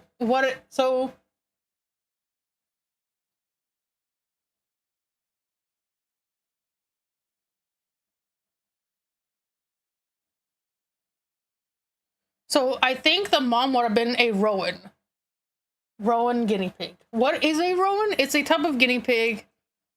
Let me see. I'll probably go more into detail about genetics another time, or more specifics, but just to get a basic understanding of Rowans. So I doubt. So it's because they're from the same gene family right here. So Rowans are guinea pigs that typically go from a color to white like this. They're spotty. They're a bit more streaky like this. They're not a Nagoti. They're different from a Nagoti. They're a way different genetic thing from a Nagoti.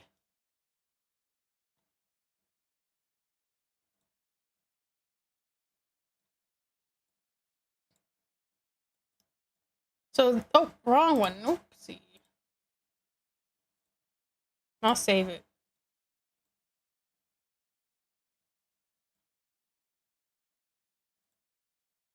No, I mean, sorry, hold on. Let me freaking get the my model's lagging. Who cares?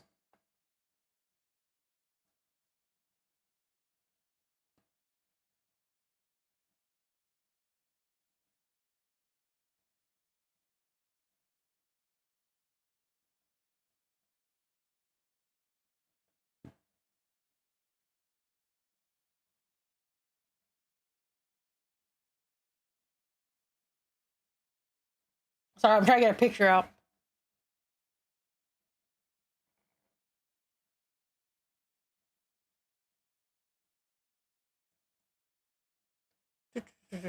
Anyways, let me see. I can get another picture of a different type of Rowans.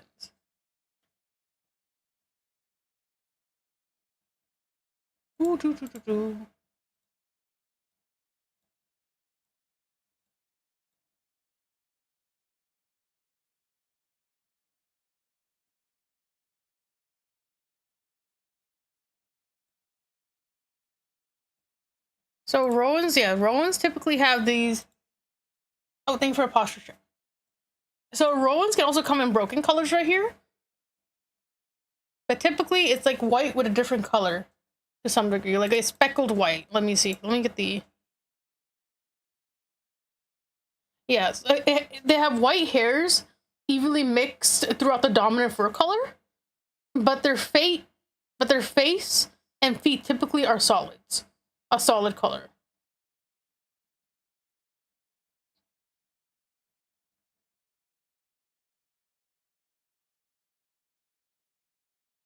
And then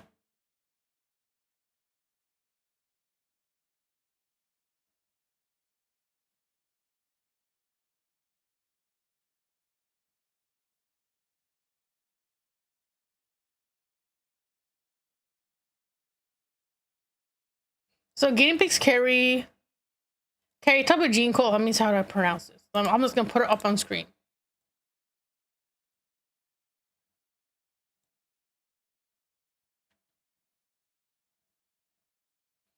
I'm gonna put it up on screen so it'll be easier. Because I ain't pronouncing this. Oh, Jesus Christ. Okay.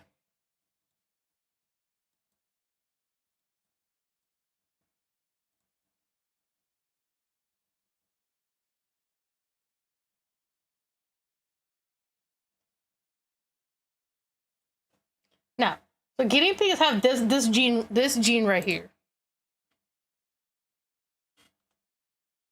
So Dalmatians and Rowans carry this gene.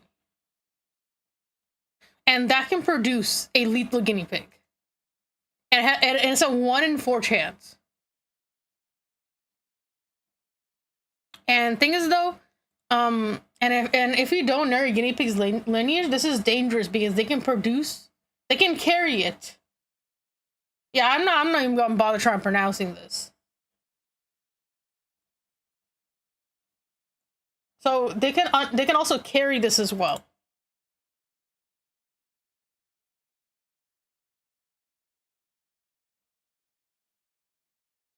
And thing is though, that lethal guinea pigs have 1 in 4 chance of dying for both mom and the baby.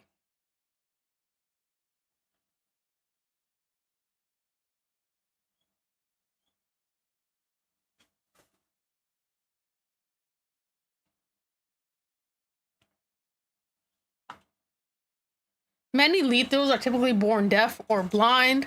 They can have teeth overgrown.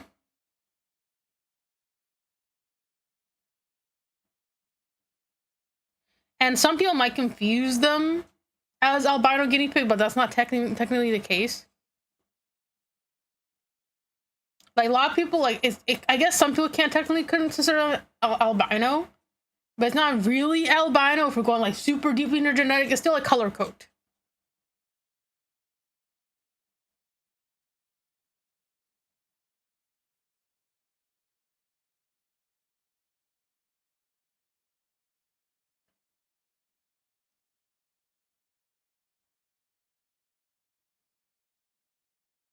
Yeah, as opposed to actual albinism. Albinism technically does not exist in guinea pigs.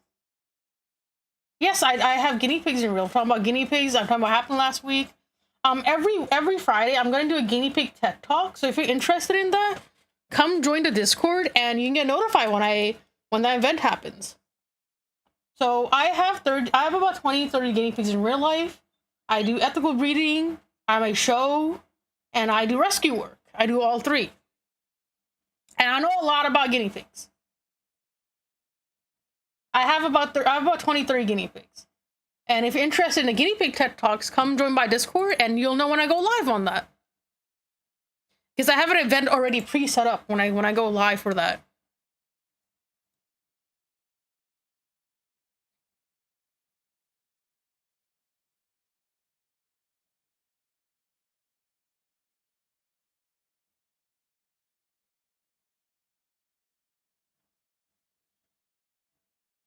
And it's totally okay to be against breeding, obviously, but I would say don't attack the responsible breeders doing their thing. I understand what people are against breeding. That's totally up to them. They want to rescue us, but leave responsible breeders out. Don't attack us for that. In my opinion, people might attack me for it. That's okay. People say I'm a bad person. I track all my guinea pigs typically, even any guinea pig that people don't want, it comes back to me. When people don't want a guinea pig from me, I do ask them to give them back to me. If they ever end up in a rescue, I do try my best to track them down. I work with a local store as well. I work with one of my local stores. It's also the big pet stores. So for us in the US, particularly, we don't really have good vets. So a lot of people don't know this, but a lot of people recommend neutering guinea pigs, but it's really stressful for the guinea pig. Guinea pigs have like a 70% of dying under surgery. Yeah, so I do a lot of ethical breeding. So I have a lot of show lines. So let me see if I can get a show guinea pig. One of my guinea pig I wanted to show a while ago. My friend I gave my friend my guinea pig. She has it. It's technically mine, but it's also hers. So let's see. Let me get her. Let me get a picture real quick.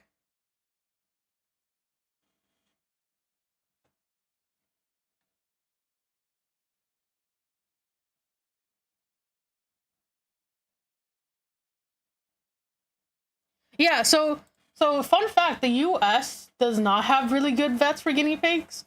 A lot of guinea pig does recommend euthanizing them, and because of this, I actually do my own vet work on the guinea pigs. So a good way to combat a lot of this breeding in the UK, because they have better education for guinea pigs, and guinea pigs are much more professionally done in the UK and the EU. Almost all male guinea pigs are neutered. Almost all guinea pigs are neutered in the UK or the EU, which helps, prevent backyard breeding. Like, it still happens, don't get me wrong, but it's not as bad as here's the US. Even pet stores here will misgender guinea pigs. Even here, like my first guinea pig I got was from a foster, and they misgendered him. It was not a girl, and that's how I got babies. And because of that, I got into breeding and genetics. After I realized how easy it is to sex a guinea pig, I was like, okay, if you're a foster, how can you misgender them? So my first experience with guinea pig was bad from foster, so I decided to do it myself.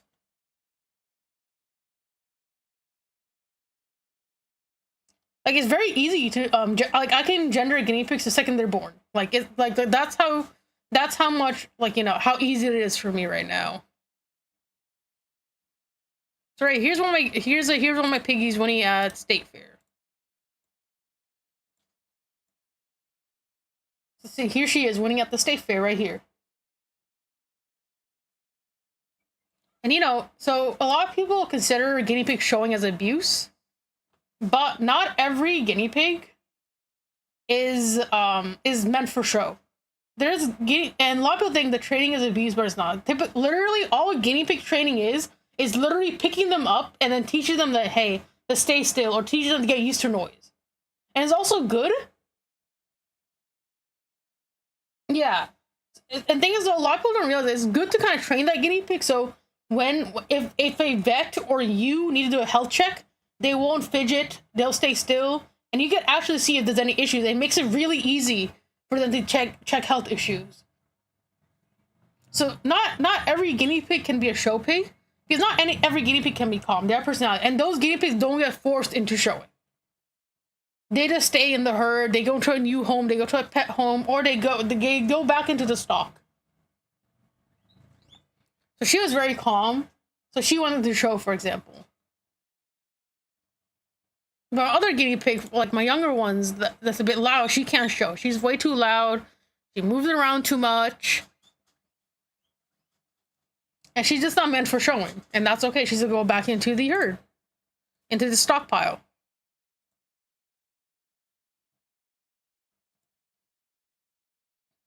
The only thing I can't do is neuter and spay my own guinea pigs. Only because, you know, I kind of don't have the equipment for that.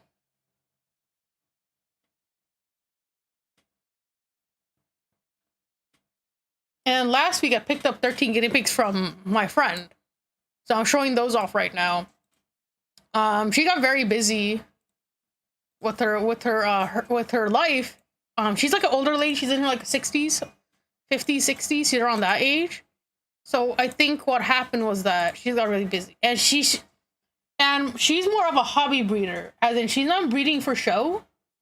She's specifically breeding for genetics and looks in the sense of she doesn't care about coloring. She only cares about the face and body shape. No, that's what I'm saying. Like, no, I actually went to a guinea pig show a while ago, and there were animal rights activists trying to steal people's guinea pigs and rabbits, and one of them wore a dead rabbit head. Like, it was awful. Like, those people really ruined the shows, especially because there are a lot of kids that go to these shows. A lot of youth are trained to show animals, which is good. It's a good skill to have.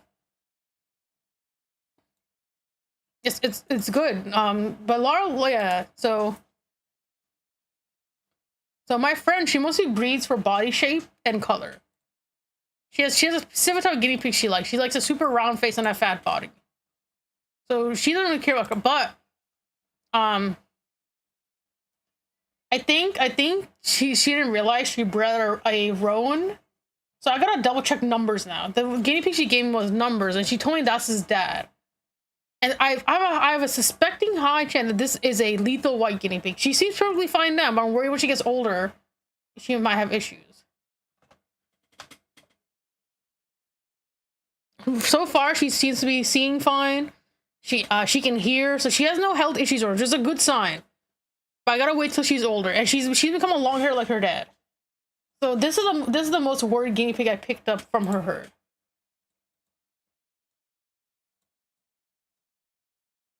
Let's see. Let me show the rest. In the UK, guinea pig shows are actually very popular. There's a lot of generational breeders.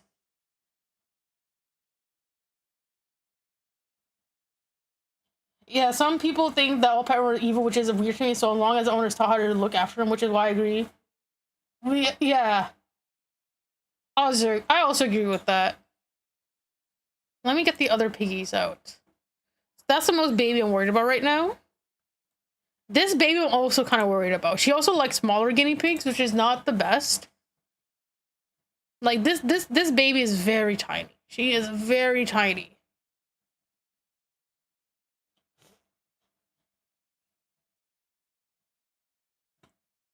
Like runts, runts are not good for showing. They're good for pets, you know. They're not good for breeding because mama will have a higher chance of dying. She is 2 months old and she is very tiny.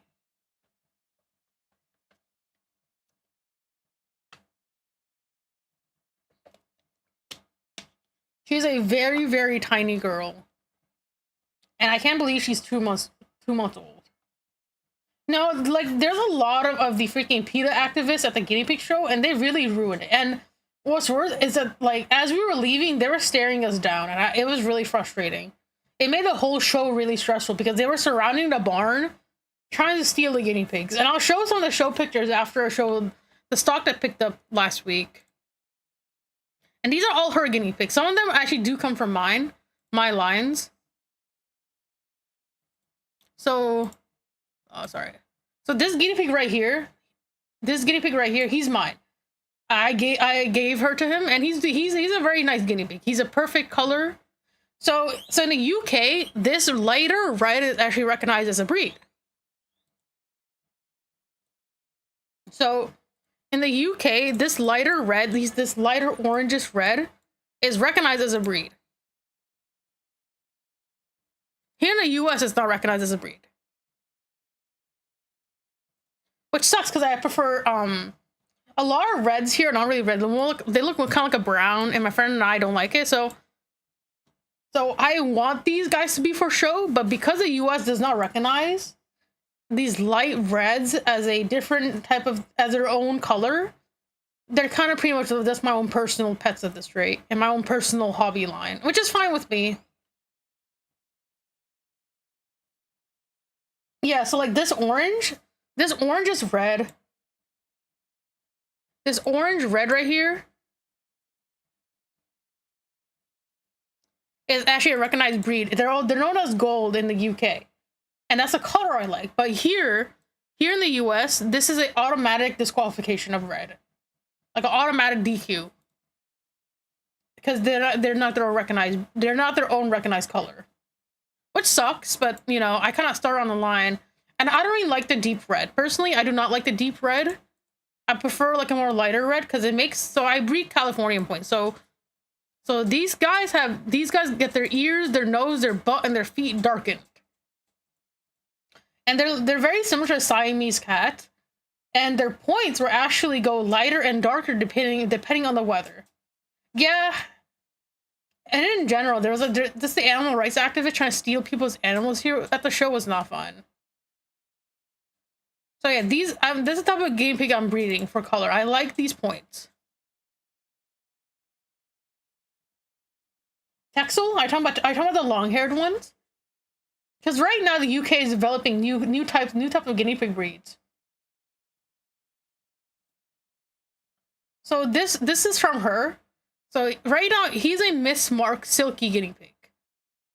Which means he wouldn't be for show. But I could use him for breeding. So I can take his long hair right here and put it with another girl that's long haired and get a nicer long haired out of him. He's technically not a showable guinea pig, and even from a breeder standpoint, he's not the best. Oh, are you talking about like the Brokens? Oh, you're talking about Brokens. Okay. So the most popular color on guinea pigs is Brokens. You see them everywhere.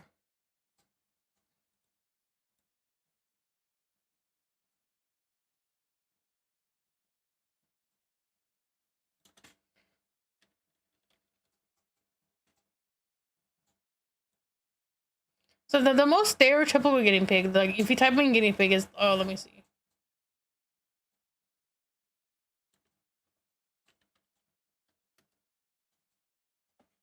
Let me see, I can find it. So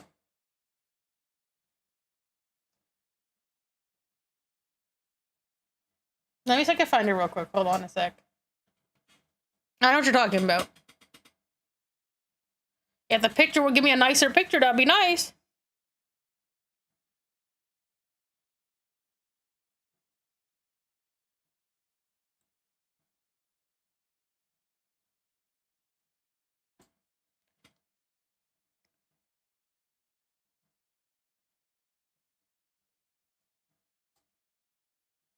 Okay, so now let's look. Okay, so here we go. The most popular type of guinea pig are like these broken colored guinea pigs and a really bad quality Abyssinian. Now, bad quality as in not as in like the health of a guinea pig, but how they look like. And a lot of people say, "Oh, it is being mean," but what I'm saying is a bad quality Abyssinian. It's like a lot of people call them spiky hairs. So you see these little spiky hairs, they're known as rosettes. So they're known as, this is a really blurry image, but like the most stereotypical guinea pig you always see is are these broken color and these really bad Abyssinians. Yeah, a lot of people say it's tortoise. So there's actually a specific classification. So there is a tortoiseshell guinea pig, but they're perfect. If we're talking about show quality standards, they are a perfect broken type of pattern. They're not all these super mixed colors. Let me see. I can find it.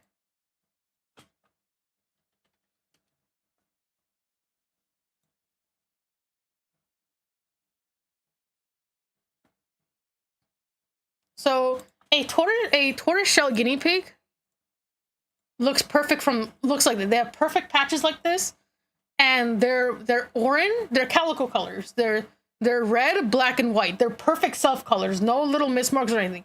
This is a show quality tortoiseshell guinea pig, also known as TSW.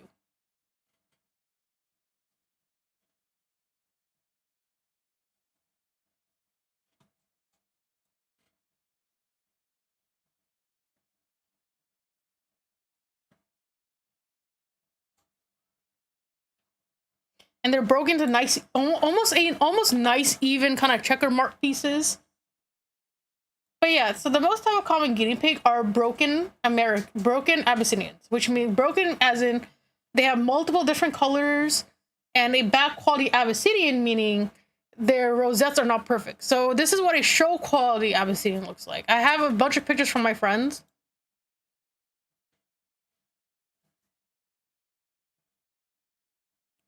Like, I think broken probably do stem from tortoise shells, but they're their own breed called broken. They're recognized as their own coloring.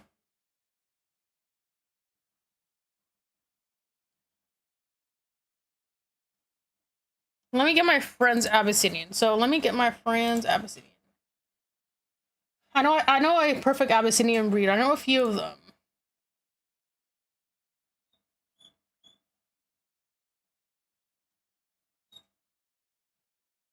Don't I have it in here? God damn it.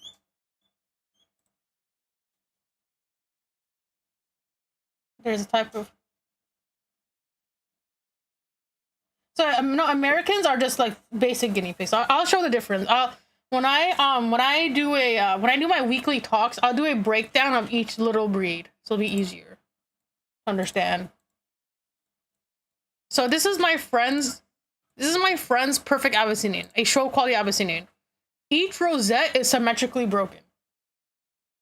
And this is not something you'll find at the store. This is very hard to achieve. This is like 4 years, 6 years of breeding from her. Over 4 generations of breeding. Each rosette is perfectly broken. These are not something you find at a store. And then every week I'll do different breeds and stuff, so it'll be easier to understand. And these are show quality Abyssinians. And Americans are just the plain guinea pig we see. Like,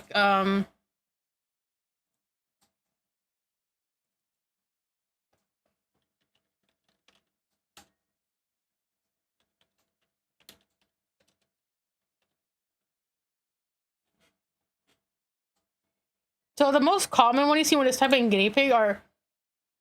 So the most popular pet people usually have, the most popular one people usually have are broken Abyssinians.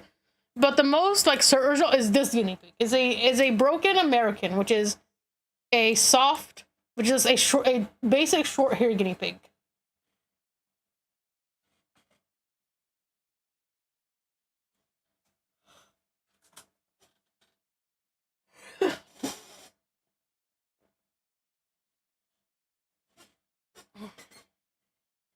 Alexa, air on.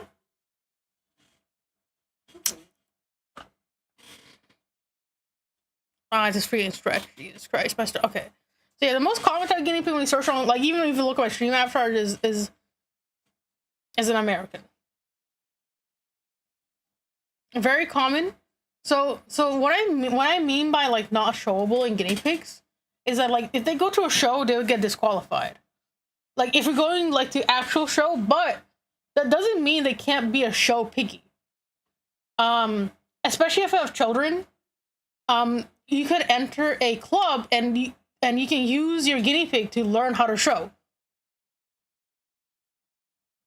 Like, they wouldn't be show quality, but if they're calm enough, you can join like a 4-H club and they'll teach you how to hold a guinea pig, show the qualities, and then teach you about showing. So a lot of these, even rescues, even if you rescue a guinea pig, you can still enter them in shows. You don't have to directly go to a breeder. Not these broken Americans typically, but typically these broken Americans are typically for practice, show practice. So for Americans, so for example, this American showable, the coat is perfect. So when it comes to American, they focus on the coloring instead of the coat. Because Americans rarely have a coat fault. And again, this depends on what color of American you breed. So guinea pigs have fur type and color type. So typically, Americans rarely have coat faults compared to other breeds. Like for example, Abyssinians will have a rosette, mismark. But Americans typically focus on coloring. So right here, we're focused on coloring. You see, so if your guinea pig is perfect, like coloring like this, yeah, you can enter in shows. Or even mine right here, it's a perfect self, right? And it's a Californian. It can enter in shows. It can enter in like the show leagues. So for American, a lot of people focus on coloring versus just the coat. And this, or like this guy right here, would technically be a bad one to enter because he's a mixed breed. Someone bred a silky with the American and got this really weird half long, half short hair. So this right here would just be bad in general. Like, but if you really want to use a guinea pig, yes, you can breed certain things out. So for example, if I pair him up with a long-haired guinea pig, I can take out his long-haired. Right? I can take out the long-haired out of his genes.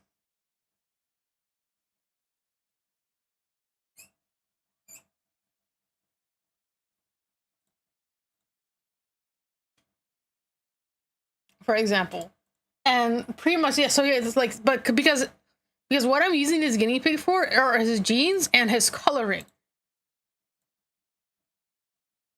Oh, freaking show my Discord. Oops, I mean, and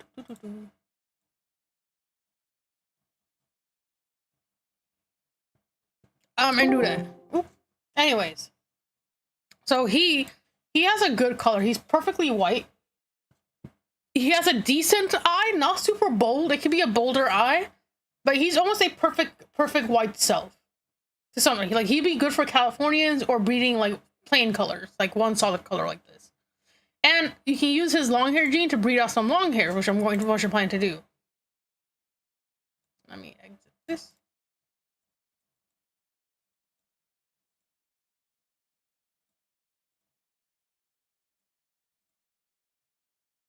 Like I said, for whoever that's new, come join by the Discord, and you can every Friday I'll be doing a weekly talk, and they'll be highlighted into a video as well, so they'll be on my YouTube Watch channel.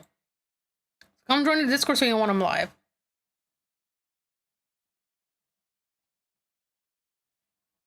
We have a dog show called Cruffs, but the Kennel Club also hosts a dog show for crossbreeds called Scruffs. They might if the Cavi community wasn't so gatekept, I think it would have been maybe they have it in UK. It is not in the US. It could just not be in the US thing, I don't know much about the UK, but I know UK has better quality pigs. Or typically, crossbred guinea pigs are used for youth practice. They're typically used for practice for showing. So you can use it to practice, the showing for the guinea pig, which is good. Let's see, what game it does stop.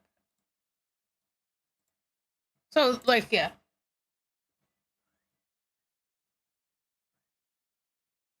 Yeah, it's probably a little bit gated still. I think they maybe do that, though, to possibly avoid people from actually mixed breeding them for shows, which makes sense. Maybe. That's what I'm just thinking, because you don't want people to fuck up guinea pig genetics, because they take like 4 to 5 generations, even longer to breed. So I would understand why some breeders might not want their animals to be mixed bred, So I can kind of see this from that perspective as well. Like this right here is a really bad Abyssinian. So I know it's really hard to tell for his picture, but she has a rosette. And she has a really, so her face is like right here. She's half Abyssinian and half silky. So for her, she'd be good for what's it called, long hair breeding as well. But you know, I picked her up and she's kind of skinny when I picked her up from my friend. So I really want to see if she, like, see right here, you can tell she's very skinny. She's a very skinny girl. She's getting back her weight now, but when I got her, she was really skinny. I got them. I think I got them on Wednesday. Last Wednesday. And this I feel like this is the most common type of guinea pig. It's this guinea pig with the line in the middle and broken colors. Here in the U.S. at least, I have my first guinea pig, Coco. I still have her. She's still alive. Looks pretty much like her, but in different colors.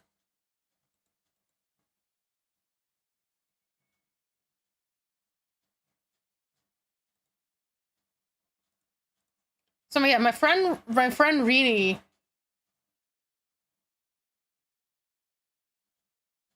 Coco is about 2 years old, 2, 3. I think it'd be acceptable as long as you kept your pedigree. Yeah. I think it's also hard for piggies for mixed bred. But I would. I wonder how you would judge them, because technically, so a lot of guinea pigs are categorized. So for example, so you see right here how this mixed bred is Abyssinian and long hair. So you see how like the fur is a bit more longer. But if you go to him, his fur is a bit more like this. I wonder how you would judge it. Because I know the point scaling system. Coco's about almost 2 to 3 years old. She's about to reach 3 years old. Oh yeah, for guinea pig, you can't really judge them on temperament. You have to judge by coat.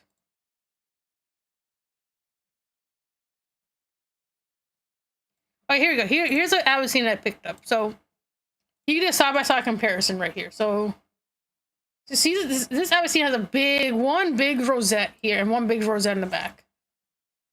So for her, technically, I'm going to use her to breed for long hairs. I'm going to take her recessive genes. I'm not focusing on the Abyssinian quality for her. I'm focusing on the long hair part. This is all these are my friend Renee's guinea pigs I got from her. She's like the older lady, and she's still skinny. I'm not like, ooh, let's breed them now. I'm really hoping they get at a very healthy weight. And, you know, if they're too old to breed, I'm not gonna breed them. For guinea pigs, typically for guinea pigs, the cutoff age for breeding for females is 2 years old. So typically, you know, 1 to 2 litters, maybe 3, you know, 3 at max. And if the guinea pig is super healthy, you know, after judging it, asking people, maybe 4. And that's like a very rare instance that the guinea pig is that good to breed. I have one of those guinea pigs. This will be her last litter, probably. So after 2 years, for females after 2 years, typically the guinea pigs are technically considered old at 2 years. Higher chance of complications, and typically, you know, as guinea pigs get older, they have a harder time keeping weight. And moms need a lot of weight before they're ready to be bred, and they need to show they can keep that weight. It all depends on personality of the guinea pigs. Like, some guinea pigs are really great parents, really great moms. Some are just really shitty. Like, I had a really shitty mom recently, so I've been hand feeding my guinea pig. Let's have a picture of her.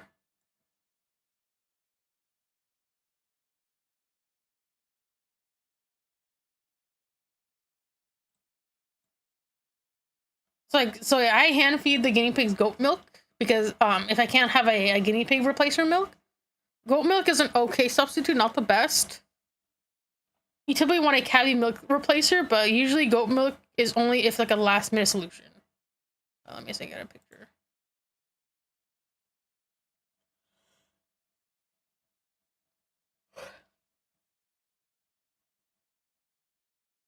Let me see and get a picture of her. Blah, blah, blah, blah.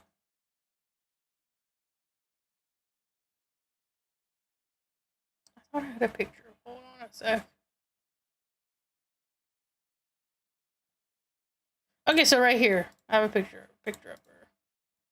So this guinea pig, for example, so even if guinea pigs are domesticated, they still have a slight survival instinct. Because this baby was really weak when she was born, mom said, no, I don't want to waste my resources on feeding this baby. I'm gonna feed the rest. So I had to hand feed this one, for example. And then some of the hand feeding videos will go on my YouTube. They'll be on the YouTube, little videos of me feeding them, me feeding her. So yeah, so because they still have slight survival instincts, not very strong ones. They're like, I'm not gonna waste resources on this guinea pig.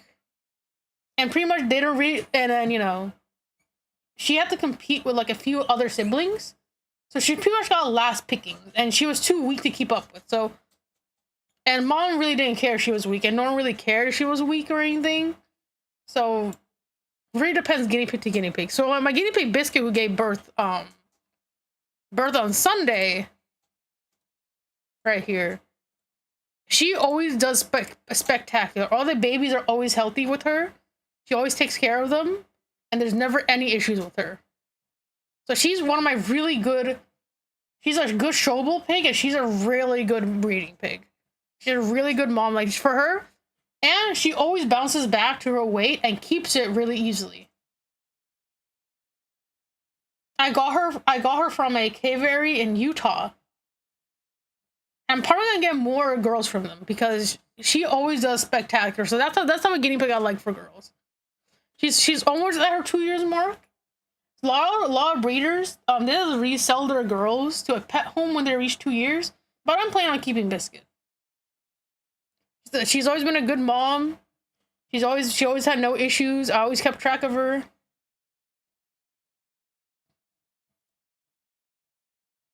I say that's all the guinea pigs I got from Renee.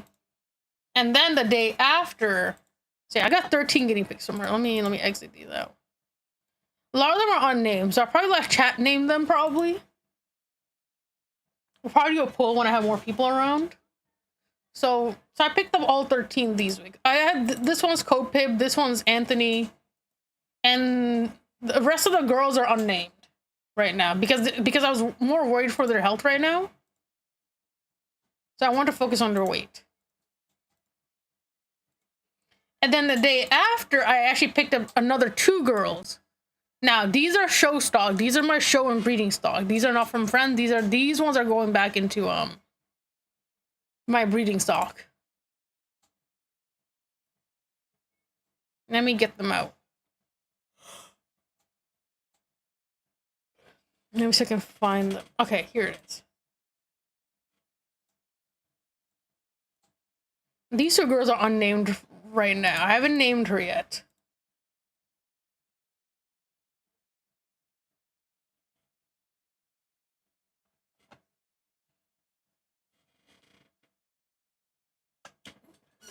Jesus Christ.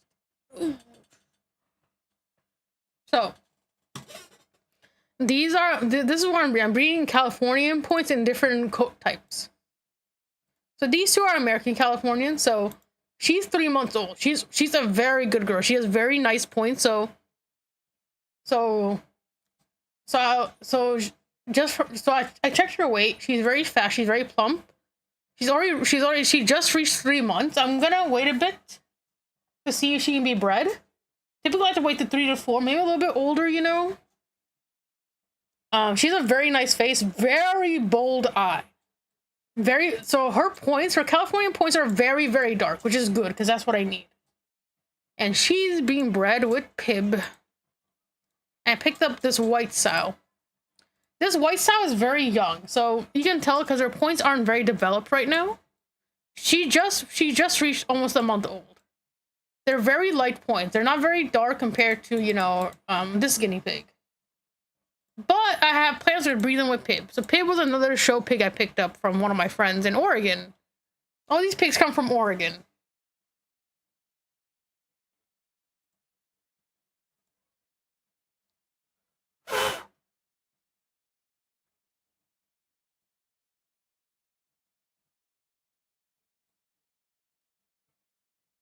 So Pib right here, he's a very big boy. Pib right here's a very, very big boy. So maybe because it's summer, but his points right here is not really filled in. So ideally, you see how someone it's a slightly blurry because I took it at nighttime. You see how like some of these points are kind of light filled, right? They're very light.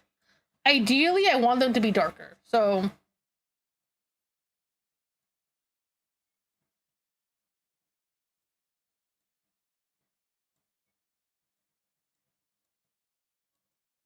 I want it to be more like this, a bit more darker. You see the difference right here? I want to be more filled up like this. It can be summer, so typically guinea pigs, their California markings are a bit lighter in summer and hotter weather and a bit darker and colder. So I'm hoping he does get like this, a bit more filled up, you know, a bit nicer, you know.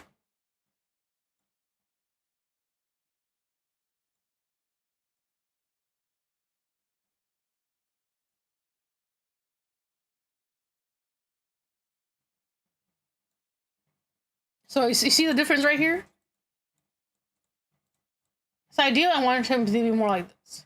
But it's okay, so I'm gonna cross him with this girl when she gets older. She's only a month old, she's way too young to be bred. I'm gonna wait 2 months for her, 2 to 3 months for her, and her. So Pip's being crossbred with these two, and they'll give me either white or nice cream babies. And when this little girl, oh, not this girl, sorry. Where is it? Where is she? So when this girl reaches back her weight as well, she'll also be bred with Pib. And if her points are brown, her points are technically called chocolate points. They're brown. They're not black.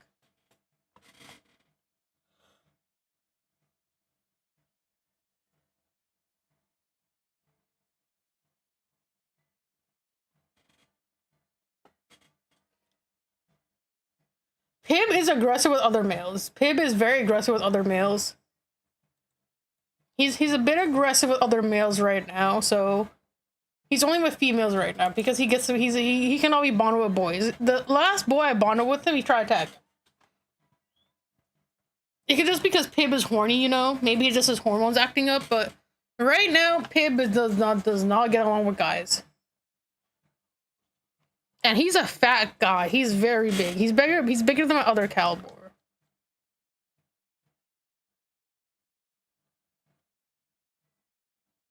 And then I picked for my friend Emma. So I picked up so someone was rehoming their 2 Abyssinians. So sorry, no, that's a different person. Hello, thank you for the follow.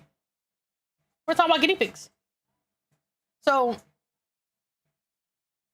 I picked up a few pigs for my friend Emma. I picked up 5 guinea pigs for my friend. So she had this is not her, this is from her friend. Her friend has some Abyssinians. Hello, we're talking about guinea pigs. So I picked up this girl.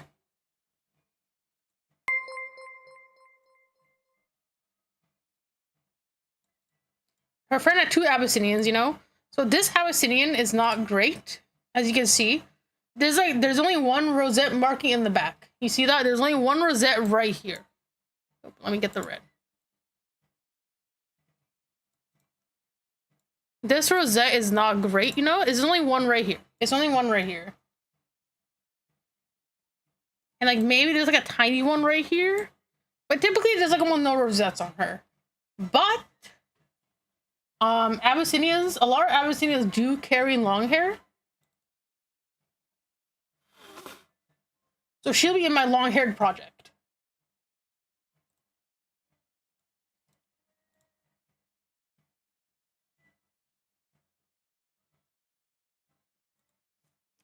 And I got this Abyssinian as well from her friend. Again, bad rosettes, but this one's a nicer rosette. I do like this one's face more. It's a bit more rounded, and that's what I like. I'm looking for a bold eye, a big ear, and a round body. This one has, as my friend Renee's. Oh wait, I just realized I'm locking it. So this one right here, my friend. Hello. This one right here, as my friend Renee says, she calls them banana noses. So she has a bit more of a banana nose. She has a banana nose, as she calls it. And this is a bit more cookie faced, as Renee, my friend Renee, says. This one, I prefer this one's ear right here a bit more. I like the more downward ear, a bit more of a flat ear.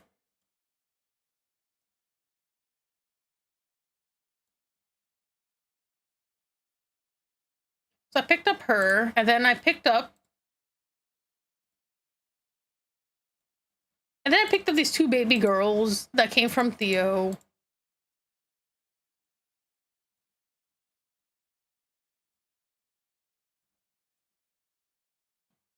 Damn, water actually crashed this time. GG. Whatever.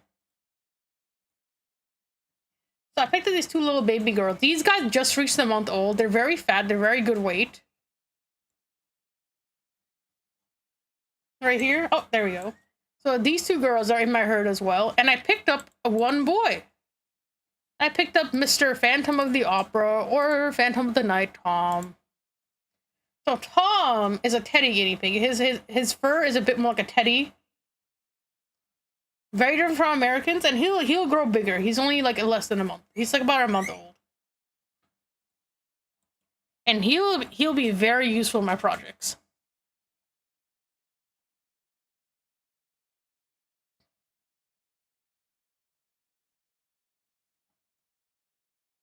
Tom is very young. Yeah. They're trying to figure out their social hierarchy. Typical guinea pig things. So Tom is a broken teddy. So for example, for some guinea pigs, coat matters more than colors. For teddy guinea pigs, a lot of people don't really focus on their colors. They focus on their coat. Because teddies are very hard to breed.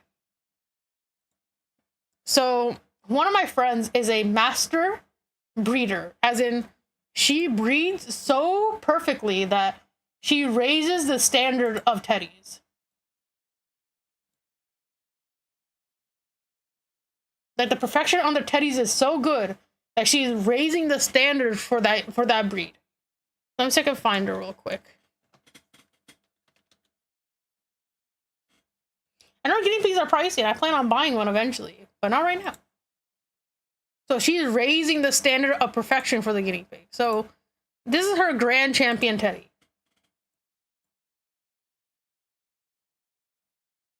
The coat is very, you know, as you can see for teddies, the coat's almost perfect right here, right? So for teddies, you want a very thick, dense coat like this, but you don't want the hair to be too long.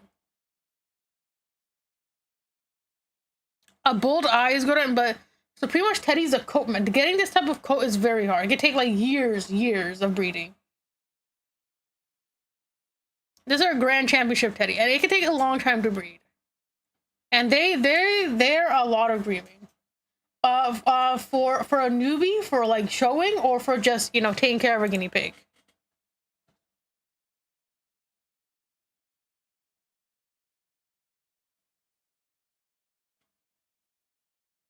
I would say the American guinea pig are the easiest. They don't require much grooming, honestly.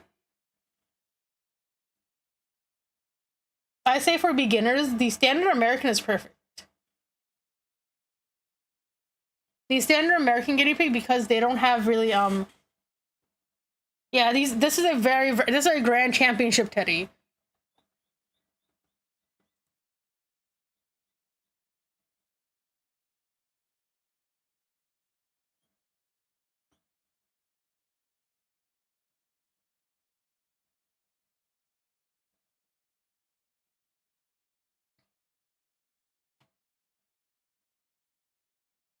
Yeah, girls are easier. The most ideal setup is one neutered male and like 2 to 3 females. This way they have like a perfect social hierarchy system. Because a lot of ladies don't typically try to dominate males, so it's a very low chance of breaking bond. Not 100%, but it's a lower chance. Second best is females, and then last is last is males, because males can break bond anytime. So can females, though, to be quite fair.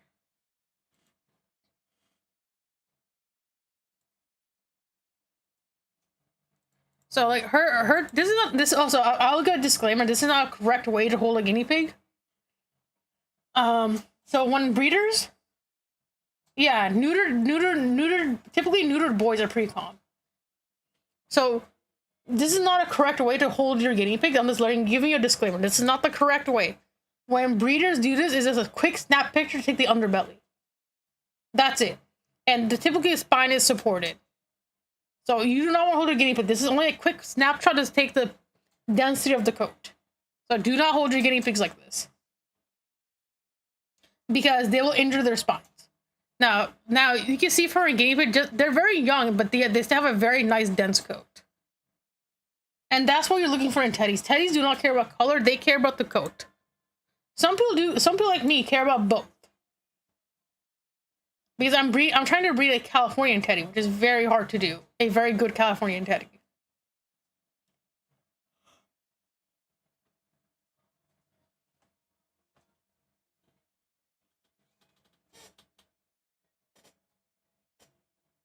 I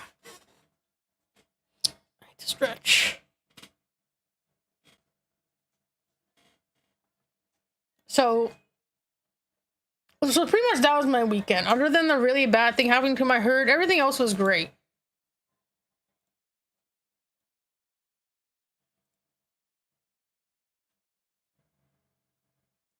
It was pretty much the freaking.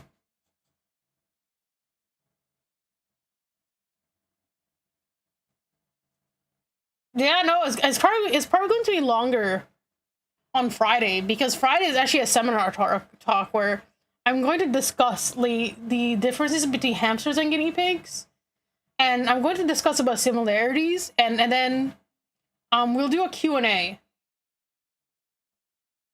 You want to make it for guinea pigs. You want to make sure their entire spine is supported, and their entire like right here is supported. So they want to make sure your feet, their belly, everything is supported, because they're very sensitive.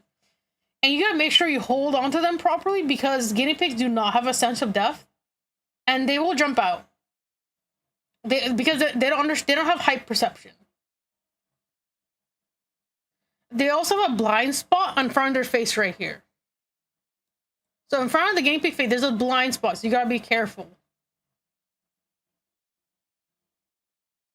And then on Friday, I'll do a Q&A on the topic. Yes, they don't really understand height. I think part of it is because of how we bred them, honestly, how we domesticated them too, to kind of make them kind of stupid. And for the hydrate. So on Friday, chat, we're gonna do a topic. So Friday's topic, I'm gonna give you guys a sneak peek. Let me get the slide up. Because tomorrow I'm doing art. So tomorrow's back to regular art schedule, because I have commissions to do. And maybe gaming if I have time. Oh yeah, a lot of guinea pigs like to do that.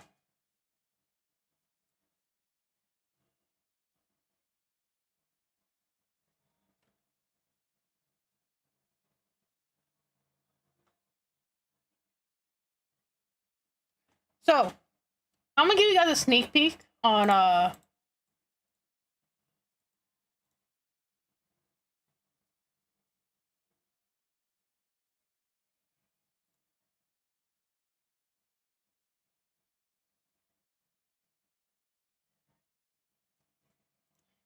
So here's a little sneak peek on weekly talks. So I'm gonna do a different scene for this, because I think I'm covering up too much here. I'll probably use my gaming scene. But anyways, yeah, I'll do my gaming scene for this, because this is way too much. But we have weekly talks every Friday, so this will be 9/12. Weekly talk. So remember to come join the Discord. Join the Discord. I have an event already set up on Discord, so you guys get notified on Discord first when I start doing this. And this week's topic is gonna be hamsters versus guinea pigs. So, and then after I do my seminar, you guys can ask questions, and I'll answer questions along the way. Oh, popcorn.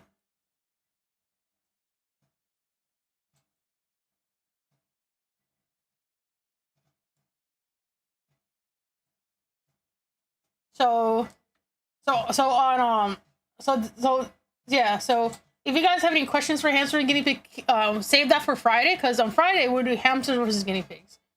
And then I'll let chat decide what they want for next week's topic.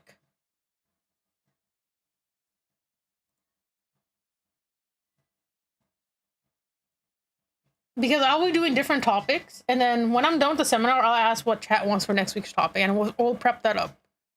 So every Friday will be weekly talks, where we talk about where chat and I can come up with a subject to talk about on stream about guinea pigs, and then I'll answer some questions.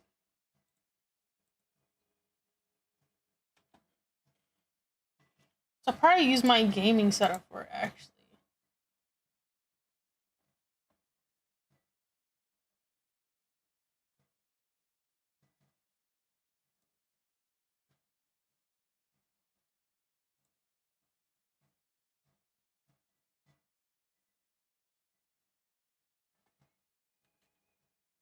But yeah, so we'll do that next week. And then, let's see. I'll probably wrap it up for now, because it's almost 5. I've been up. And we talked about 3 hours of guinea pigs. But if you want more just chatting streams, just let me know, chat. So we'll do more just chatting. We'll just talk about guinea pigs. But I'll start doing it once a week. So we'll do a topic every week. Oh, I forgot to actually, before I end it, actually, let's talk about the show I went to. So I'll show some pictures from the show.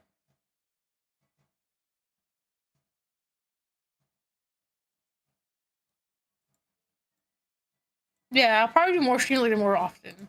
So, oh, wrong guy. There are a lot of nice guinea pigs at the show. So here's one of the guinea pig at the show, one of the Californians. You see the points is very dark. The eye is very bold here. So the eye here is very bold. This is what I'm looking for. The point is very intense. The body is round, and the ear is also big. So this type of standardization I'm going for. Is that you really want the bold eye, the dark eyeliner, the intense small on the nose. This is a young one. She's not done yet.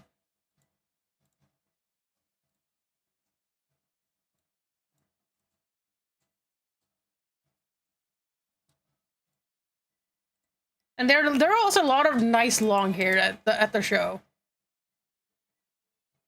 So you see, like here they're being judged. As you can see, the guinea pig is staying still. They're not really moving. And then, oh, they can see their faces right there. It doesn't look like it, but the hair is not covering the face. And all this hair either gets cut off, or they get wrapped back up again after show. So they're not living like this. So you guys don't have to, for people that were concerned, they don't live with this long hair forever. It gets cut.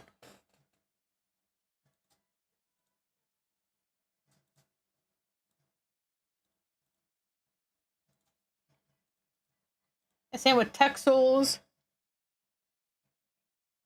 These guys can also grow up super long hair. That's one of my friends' Texels.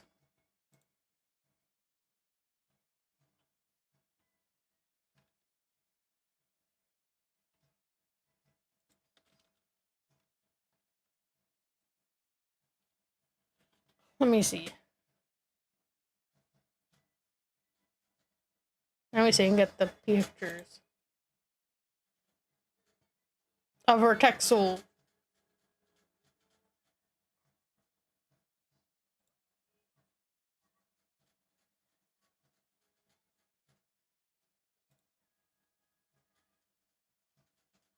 Here it is. I found it. Here we go. So right here. Oh, I'm blocking it. So right here's another one. See the faces right here. The face is very round. So they're looking for this round type of face and a bold eye.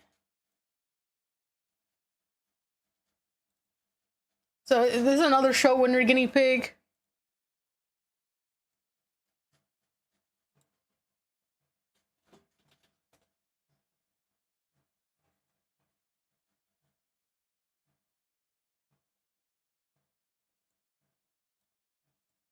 And they come in all different colors. For these type of breeds, what mostly matters is typically the coat. So colors don't matter as much. You still get judged on coloring a bit though, but not too much compared to other breeds.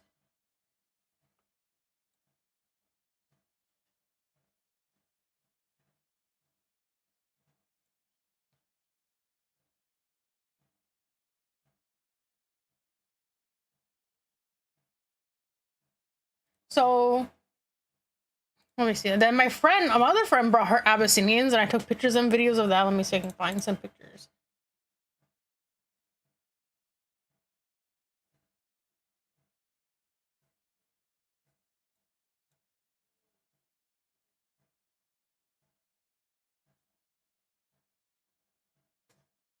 Let me see if I can find the DM. Let me see. She sent me some pictures.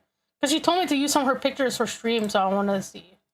So, yeah, so she has her Abyssinian. I showed this one already. So she has her Abyssinians. They're her perfect Abyssinian. Oh, Jesus. Where did I go? Oh. Right here. So she has her perfect Abyssinians right here.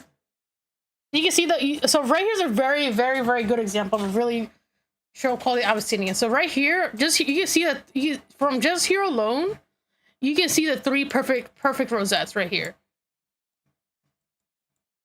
Right here. So you can see all the rosettes are symmetrical. And there's 6 of them.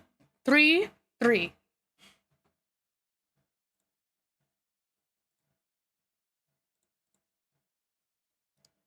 So she raises Abyssinians and long-haired. She raises a lot of Abbeys and long-haired.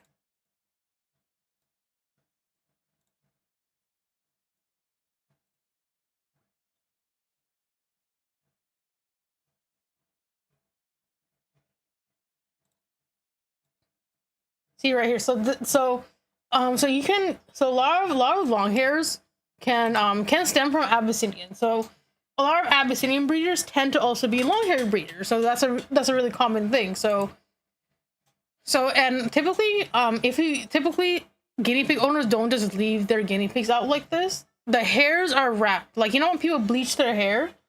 That's how guinea pig hairs are wrapped for shows. So they don't chew on it. So here's another one. Here's another example of her Abyssinian winning an award.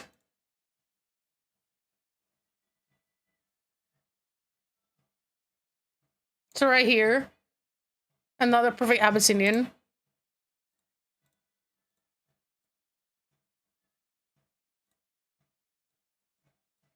And then she brought out her babies. So right here, the baby you can't really tell it's a long haired, but this is a cornet. So they have a crest right here, and the hair grows out long the other way. So like this. So that was at the Petaluma show I went to.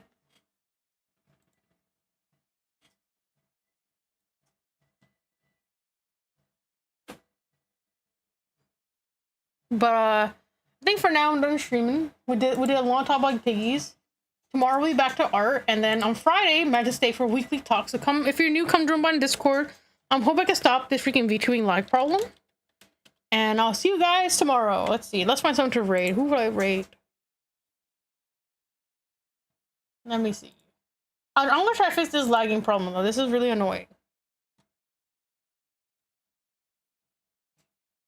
Everyone new here, come stop by the Discord.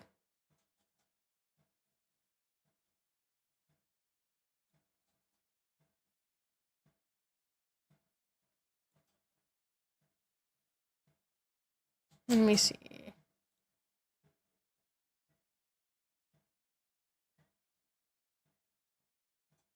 Everything is lagging. I gotta figure out what's wrong with this freaking computer.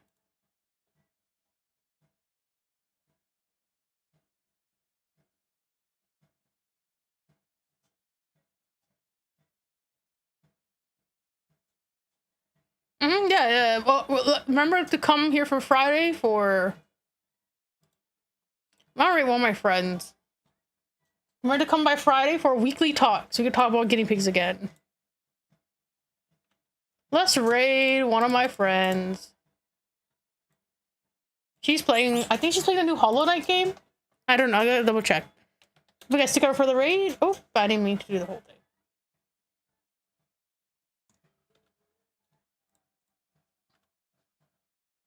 And I'll be back tomorrow for art. I think oh yeah, she's playing the new game. Okay. Bye-bye.